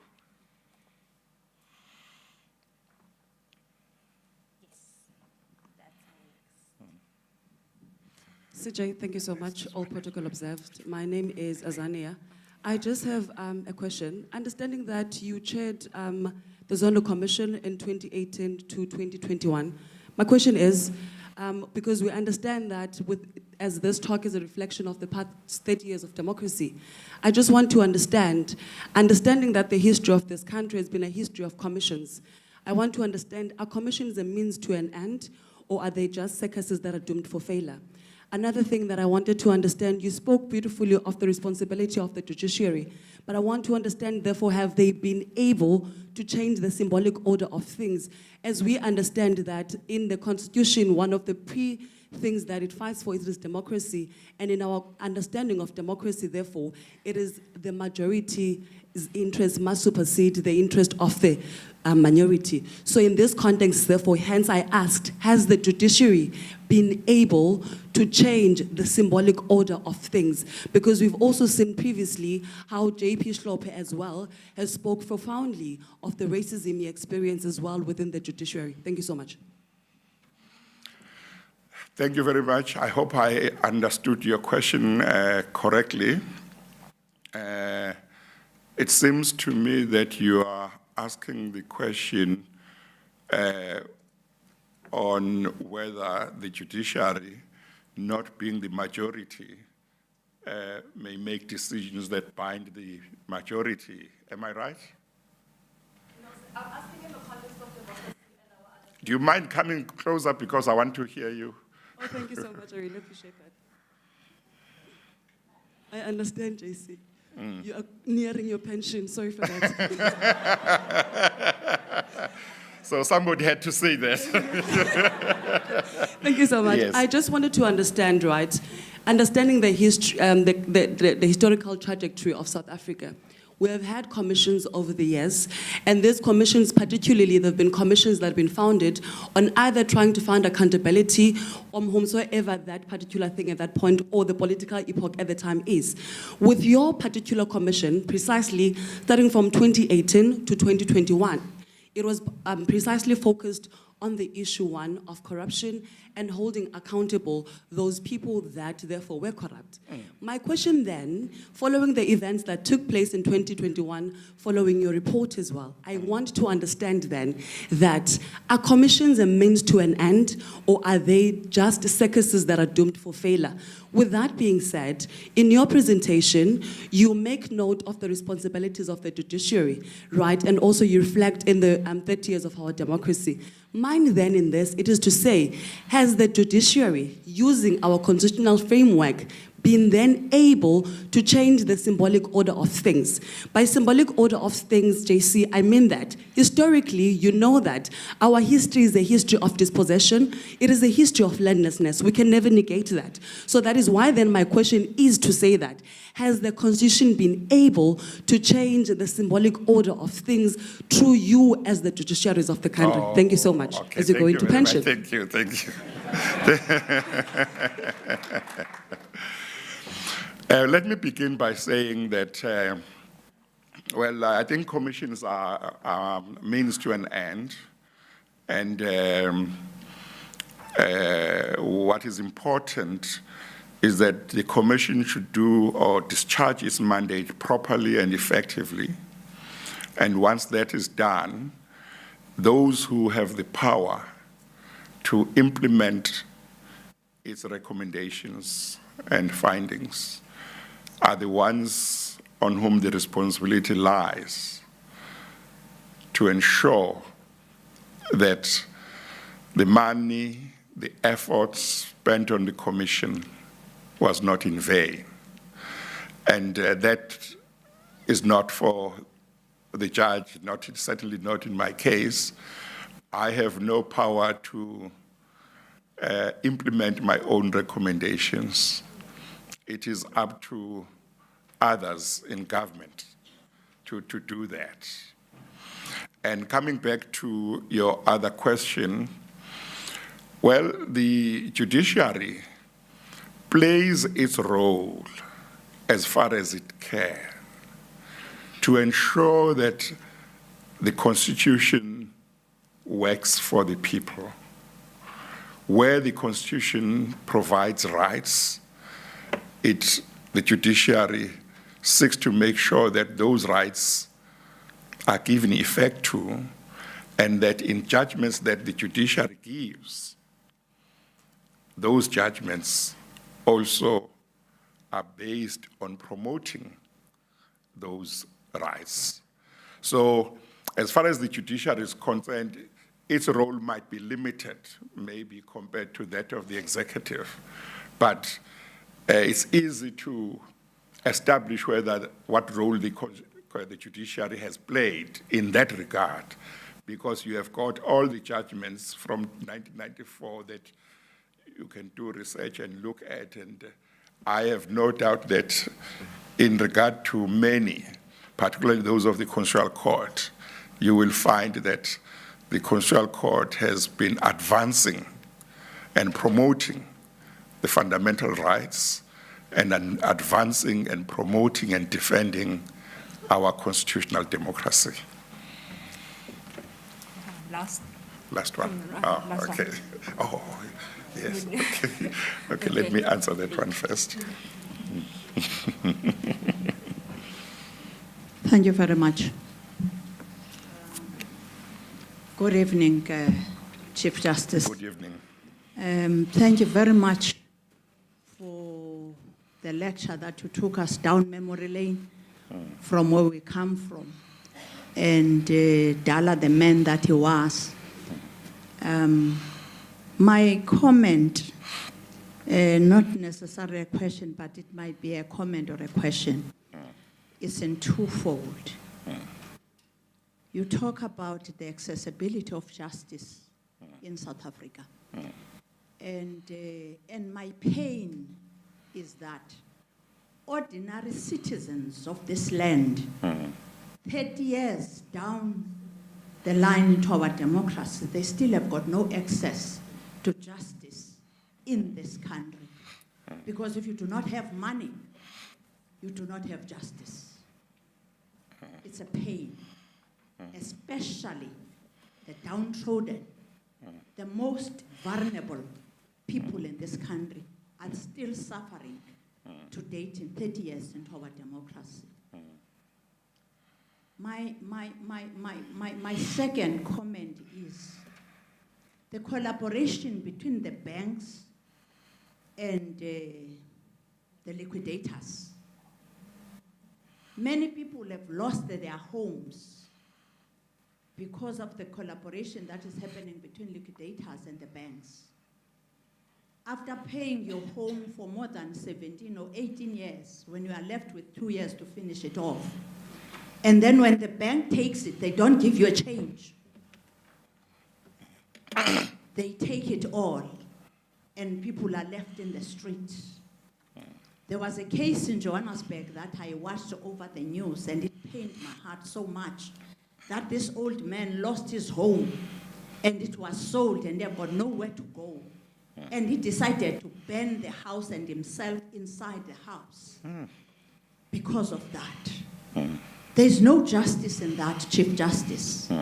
And I think those are some of the matters that the justice in this country have to revisit and look at them as to how it can meet the ordinary citizens of this land. And the last one, you are talking about the conditions that are inhumane. You referred about the sewer.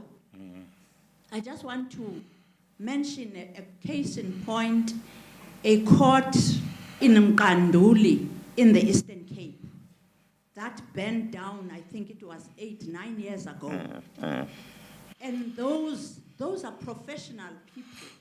Those are lawyers, those are advocates, those are magistrates. They are working in fabricate offices. And last year, the criminals burned one of the offices down because they were looking for files. And it's 9 years, those people are still living in such conditions.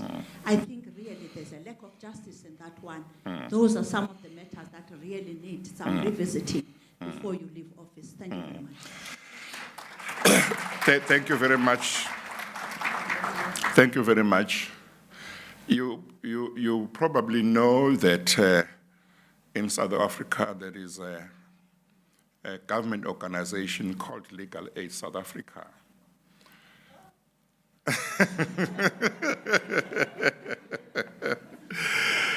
I'm not sure what that means.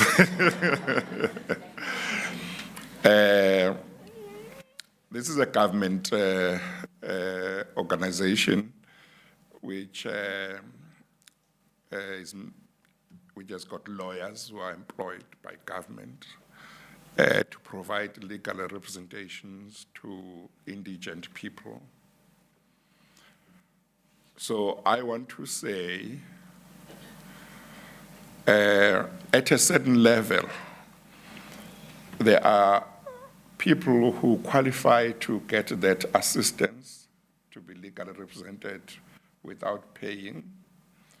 But I accept that in all probability, well, not even in all probability, as a matter of certainty, there are many others to whom that assistance doesn't arrive.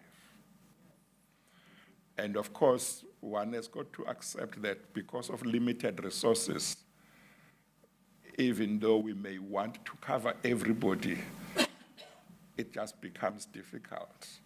So there are some who will find justice because, one, they've got their own money, two, even though they don't have their money, they qualify under the legal aid.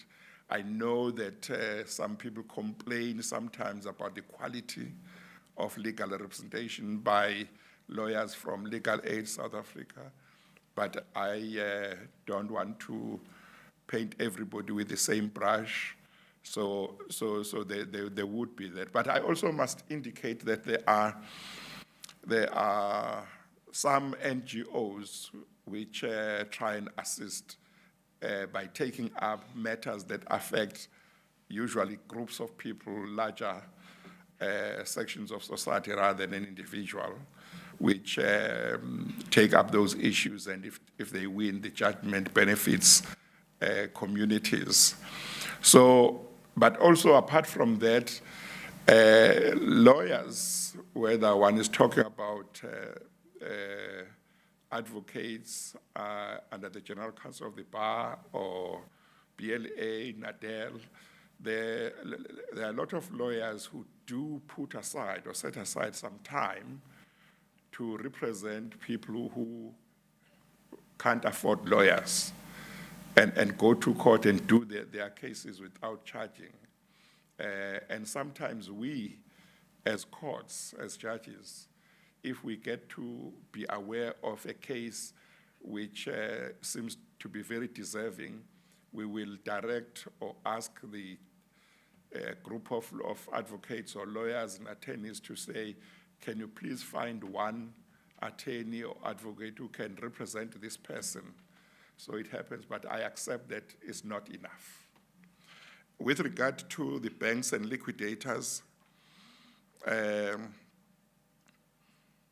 was a case many years ago decided by the Constitutional Court involving one JAFTA, where the Constitutional Court intervened, where her house was going to be repossessed in circumstances where what remained of the bond was really a minimal amount. And the Constitutional Court said, no, you can't take the whole house when the amount is so small. Obviously, that's not going to cover a lot of people who might have paid for 18 years and are left with 2 years or 12 years, depending whether it's 20 years or 30 years, because maybe what remains might still be quite substantial. There too, all I would say is it's a question of trying to use legal representation in order to place before the courts cases that might result in judgments that will alleviate that situation. Thank you. We're going to take the last one. Last one. Your selection for the last one. Yes. She has been raising her hand for a long time. Good evening, everyone. I have been sticking my hand up relentlessly, sorry, for quite a while, but I want to begin, firstly, just by honoring all the members of the judiciary, whose role I believe you really highlighted as being central to our constitutional vision and to upholding its tenets, and actually has in many ways been the most democratic, ironically, considering it's the undemocratic branch of state. Secondly, Dullah Omar, his family, his legacy, and this institute. And thirdly, the University of the Western Cape. Now, I want to honor you before I introduce myself, Chief Justice Zondo, not just because of who you are as a jurist, your jurisprudence, how you have conducted yourself as Chief Justice. But I read, and I know it's unfortunate for the trees, I printed and read every single page of your report, nearly 5,000. Oh, sure. Sure, that's very good. They are littered amongst my many papers, which I have 4 children and now 2 dogs, and whenever the dogs go and try and sit on those reports, I give them a good whack. But the point is, I want to make a point not just about your role as Chief Justice, but your role as chair of that Commission of Inquiry into state capture in this country. And for me, I would like to say that you embody the ultimate civil servant. And in relation to the lady's very powerful question regarding commissions of inquiry, are they just a means to an end? Is it a circus? Is it a waste of taxpayers' money? For me, reading it, I cried in parts. I mean, it is a tool for restorative justice, for truth-telling, for so much more. Of course, your commission of inquiry was the product of a very distinct feedback loop involving the public protector, the High Court, and so on. For what it's worth, my forthcoming research, I believe, finds a doctrinally sound way to make certain recommendations of certain commissions of inquiry binding. We are in a different context now, no longer the SAFU context in the Madiba era. Yes. I also would like to just, before I get to my question, so I suppose I should introduce myself. I'm Lauren Conn. Yeah. I am an avid administrative and constitutional scholar and attorney. I'm based at the University of Cape Town. Oh, yes. I was delighted. I mean, for me, the three main themes of your really fantastic presentation were the role of the judiciary within the separation of powers in relation to the rule of law, but from a place not only of restraint and comity, but also empowerment as being a branch that is ultimately empowered to guard the Constitution. Secondly, the theme that struck me was that of social justice and human dignity. And thirdly, gender-based violence and women's rights. And you mentioned the epochal Nkandla judgment. I mean, I reread it, and those opening words just yesterday, in fact, cut off that head with impunity. And you mentioned the seminal Justice Alliance case, both of which were delivered by the court, which is very powerful in and of itself. My question is, another two situations which strike me as being poignant in relation to the judiciary and the rule of law was the Al-Bashir judgment, Water Kloofgate, and in 2012, the discussion document, which attempted to, I think, reframe the separation of powers to make the judiciary subservient within it, and the judiciary's very powerful response thereto. And I wondered if you had any comments to those ends. But I applaud you, I applaud our judiciary, and all I can say is my current research project is on state capture redress, because that is what it is about now. It is about redress and reconciliation. And you've greatly inspired me. Those reports have greatly, greatly inspired me. So thank you very, very much indeed. Thank you. Thank you very much. Thank you very much for those nice words. And I wish you well in your research. I hope to read the final product in my retirement. I hope to find it. So I would very much like to find it. So thank you very much. Well, you raised the question of attempts to make the judiciary subservient. You know, over the past 30 years, there have been various occasions when the judiciary has really been put under pressure and has sometimes been attacked very viciously. I will never forget how, when the Chief Justice was Chief Justice Paslanga, some of the politicians that are still there now were calling the judges of the Constitutional Court counter-revolutionary. And I have a very clear recollection that at the time that happened, it seemed to me it was an attempt to intimidate the judiciary in deciding certain matters in a certain way.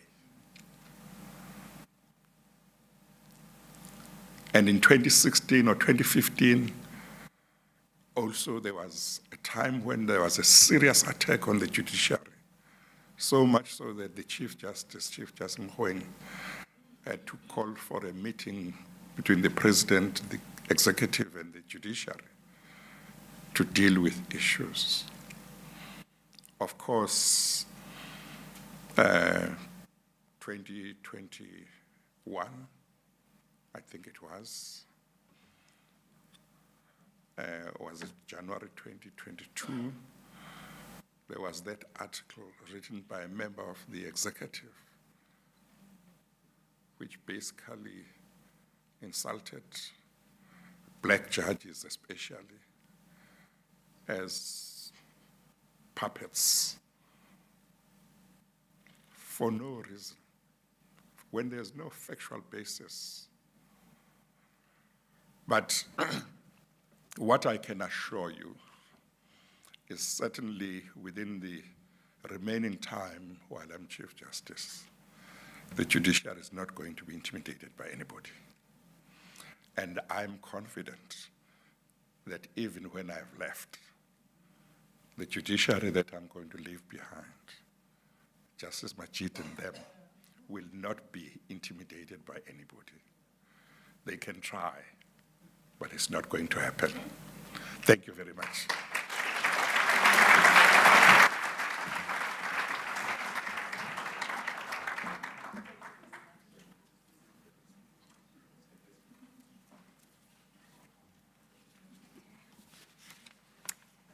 Thank you, Chief Justice, and I do apologize to the many eager hands that were up. I don't think the closing of the Q&A means the closing of the discussion. We can still carry on the conversation at the end in the foyer.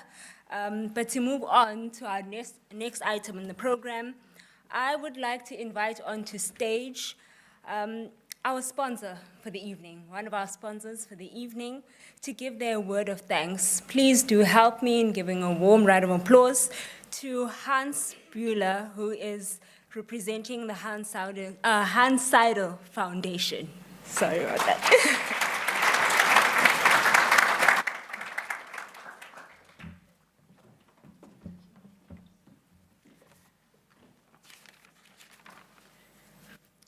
I do understand it's not a good space to be in now.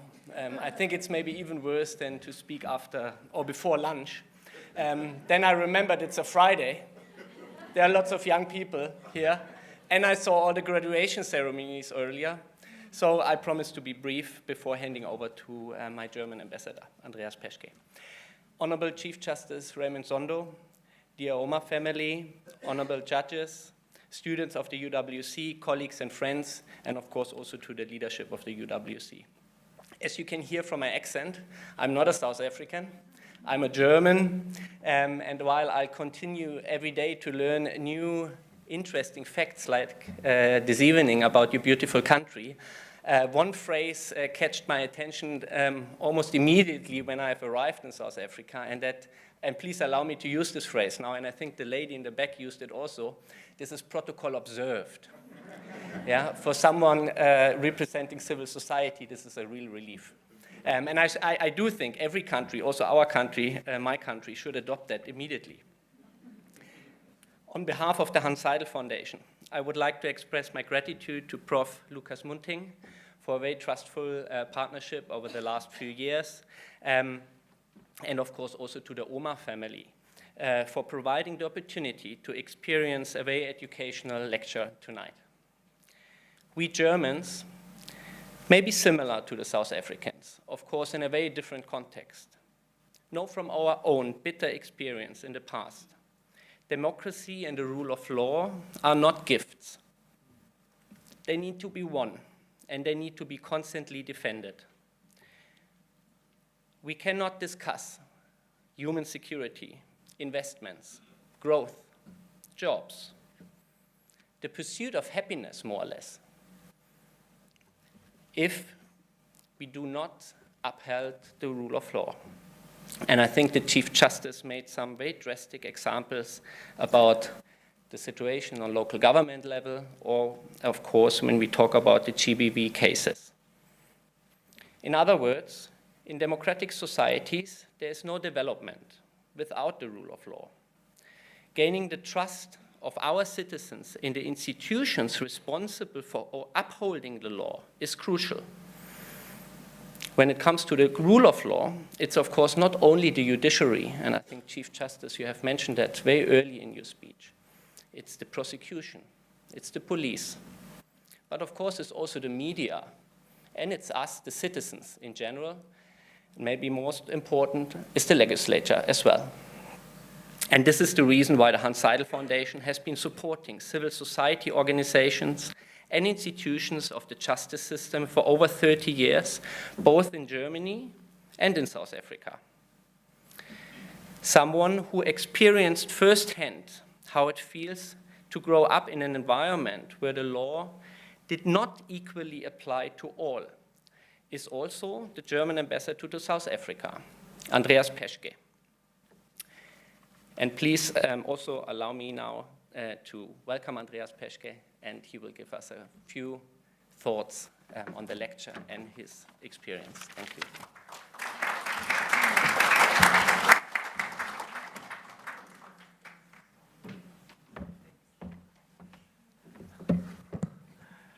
Vielen Dank, lieber Hans. Dear Chief Justice Raimund Zondo, dear wife of the late Dullah Omar, the Dullah Omar family, dear representatives and leadership of the University of the Western Cape, and of course the dear Hans Seidel Foundation, dear all of you.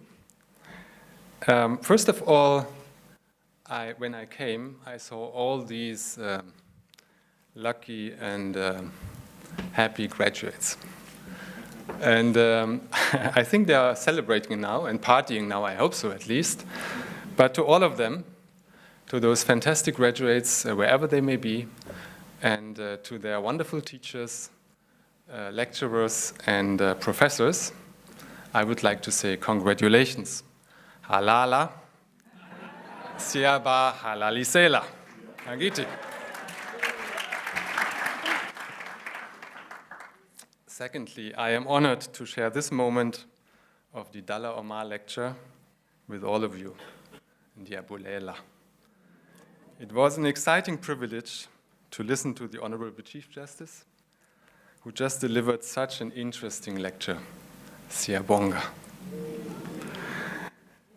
I think the Chief Justice spoke about so many things, but he also spoke about the connex between freedom and the rule of law.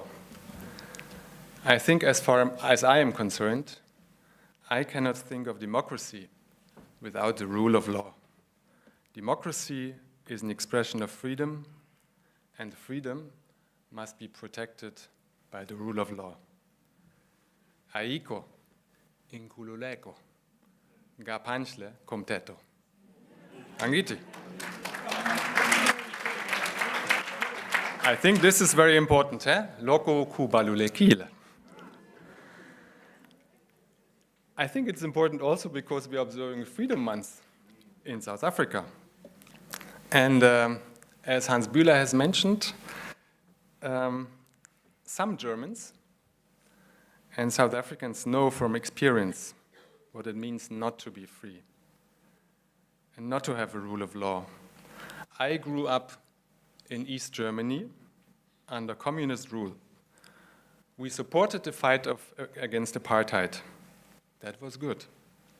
But we had no freedom. We were not allowed to say what we wanted. We were not allowed to vote for who we wanted. We were not allowed to read what we wanted. And sometimes we were not even allowed to listen to the music that we liked. And the rule of law was regularly banned in the interest of the ruling party. Of course, black and colored South Africans have suffered the same and much worse. This year, we celebrate 30 years of democracy in South Africa and 35 years of the fall of the Berlin Wall. I think it is a moment to reflect, as the Chief Justice has said, on the gift of freedom and on the value of the rule of law. They have been so hard fought for. They are so precious, but yet they are so fragile. Therefore, we must not take freedom for granted. In fact, freedom and the rule of law under increased pressures by disinformation, by attacks from malign actors around the world, sometimes even by populist politics. Evil things that can sow the seed of distrust in our societies. Therefore, I think, and that is, I think, the main message I take from your lecture, we must defend the rule of law, we must defend freedom. Sidinga ugu vikela, ingululeko, nomteto, nentando yeninzi. Angiti.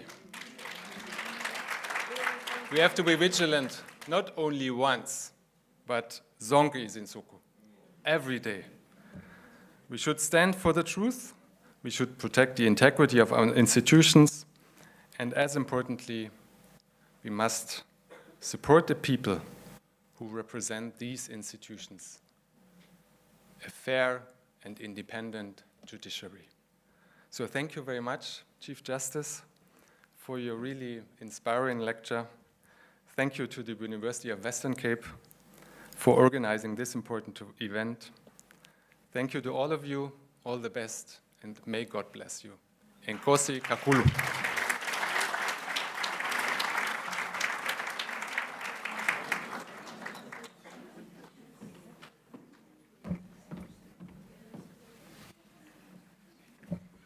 Thank you very much for those words of thanks. Next up, I would like to invite onto the podium Mrs. Fazlin Omar, who is going to give the word of thanks on behalf of the Omar family.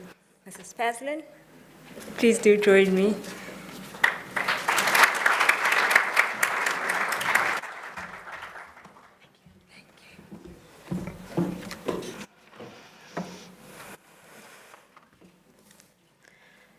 Good evening, everyone.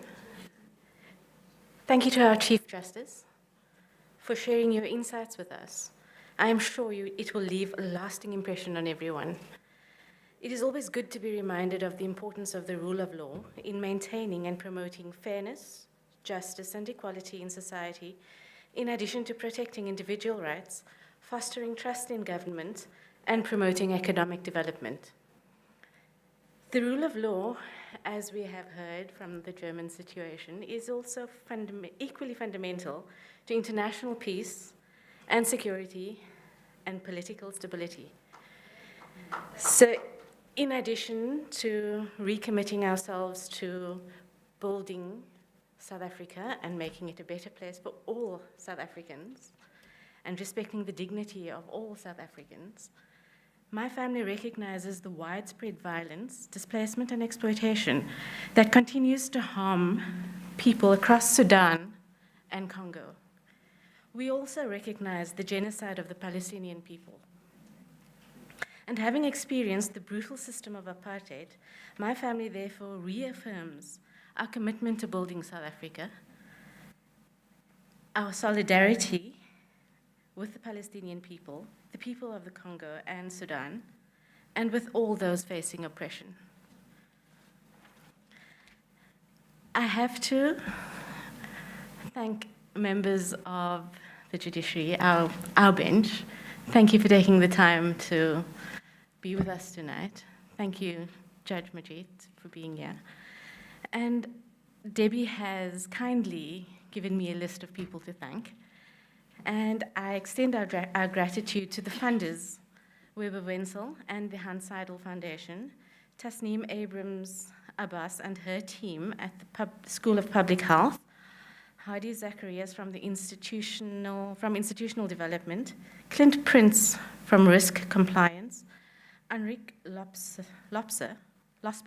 from Traffic Control, UWC Audiovisual Team, UWC Assets Department, Knights Caterers, Dulciflora Florists, the staff of the Institute, especially Professor Munting, Ms.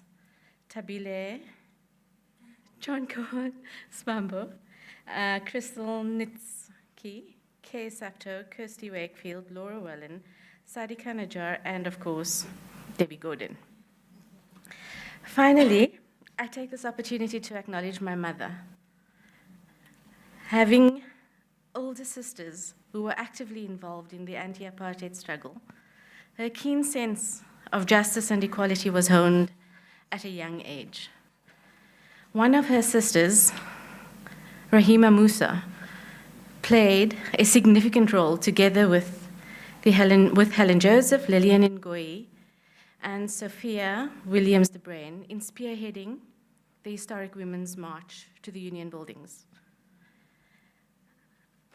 My Auntie Fatima Sidat, who was Auntie Rahima's twin sister, played a significant role in the passive resistance campaign in Durban.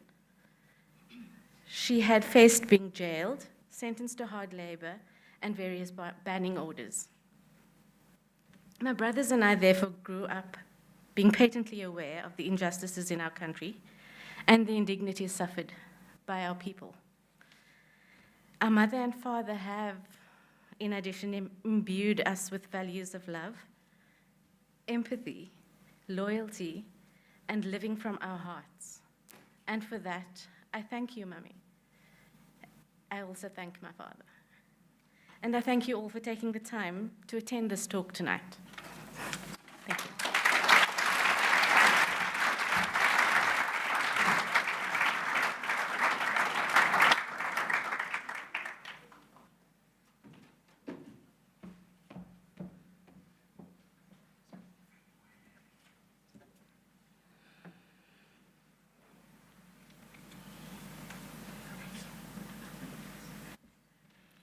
Thank you for that, Mrs. President Omar. I wish I had nudged you to just stay put on stage because I'm about to call you back up again.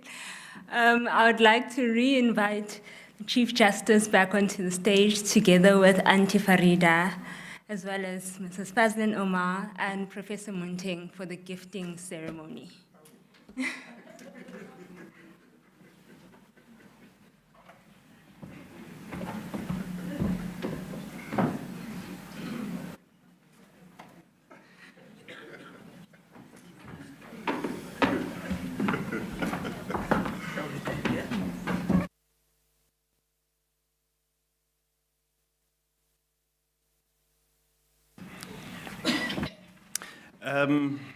I have the last and probably the most pleasurable task is to express, to give a small token of our deep appreciation for the Chief Justice's contribution and input tonight, and also to Mrs. Omar.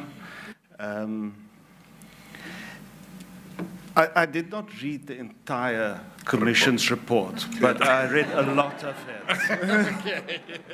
Let me just state that. But you are close to retirement. You seem to be very excited about it. I am. And we thought we'll give you something that you will hopefully use to buy some light fiction or maybe recipe books or something.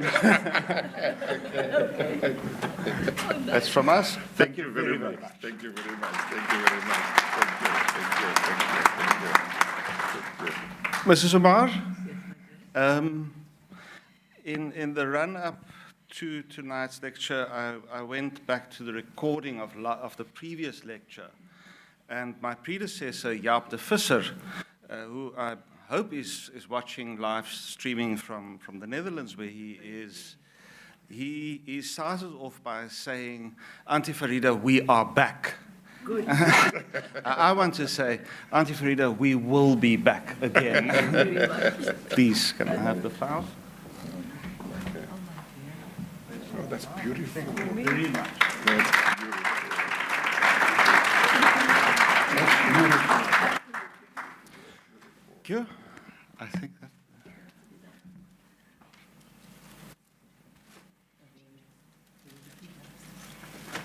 And this is for this young man. Oh, thank you very much.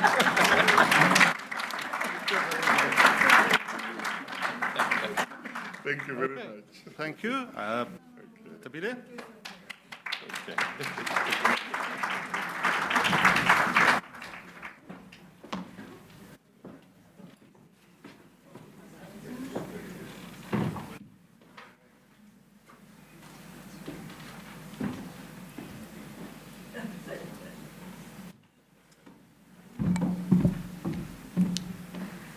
Right, and that marks the end of our evening. Once again, thank you to everyone who's joining us here at the venue. as well as everyone who's joining us online. You have made the 14th installment of our memorial lecture quite memorable. So please do join us out in the foyer for some nibbles and those Q&As that everyone was so eager for. We can continue the conversation outside. But before I let you go, another quick point I was asked to make. We're preparing for another event tomorrow. Well, we are not, but there's another event happening. So we just ask that as everyone moves in, can we not have another inflow back into the venue so the DOI team can clear up quickly and we can go about the business of Friday. So yes, please travel home safely, everyone, and take care. Thank you.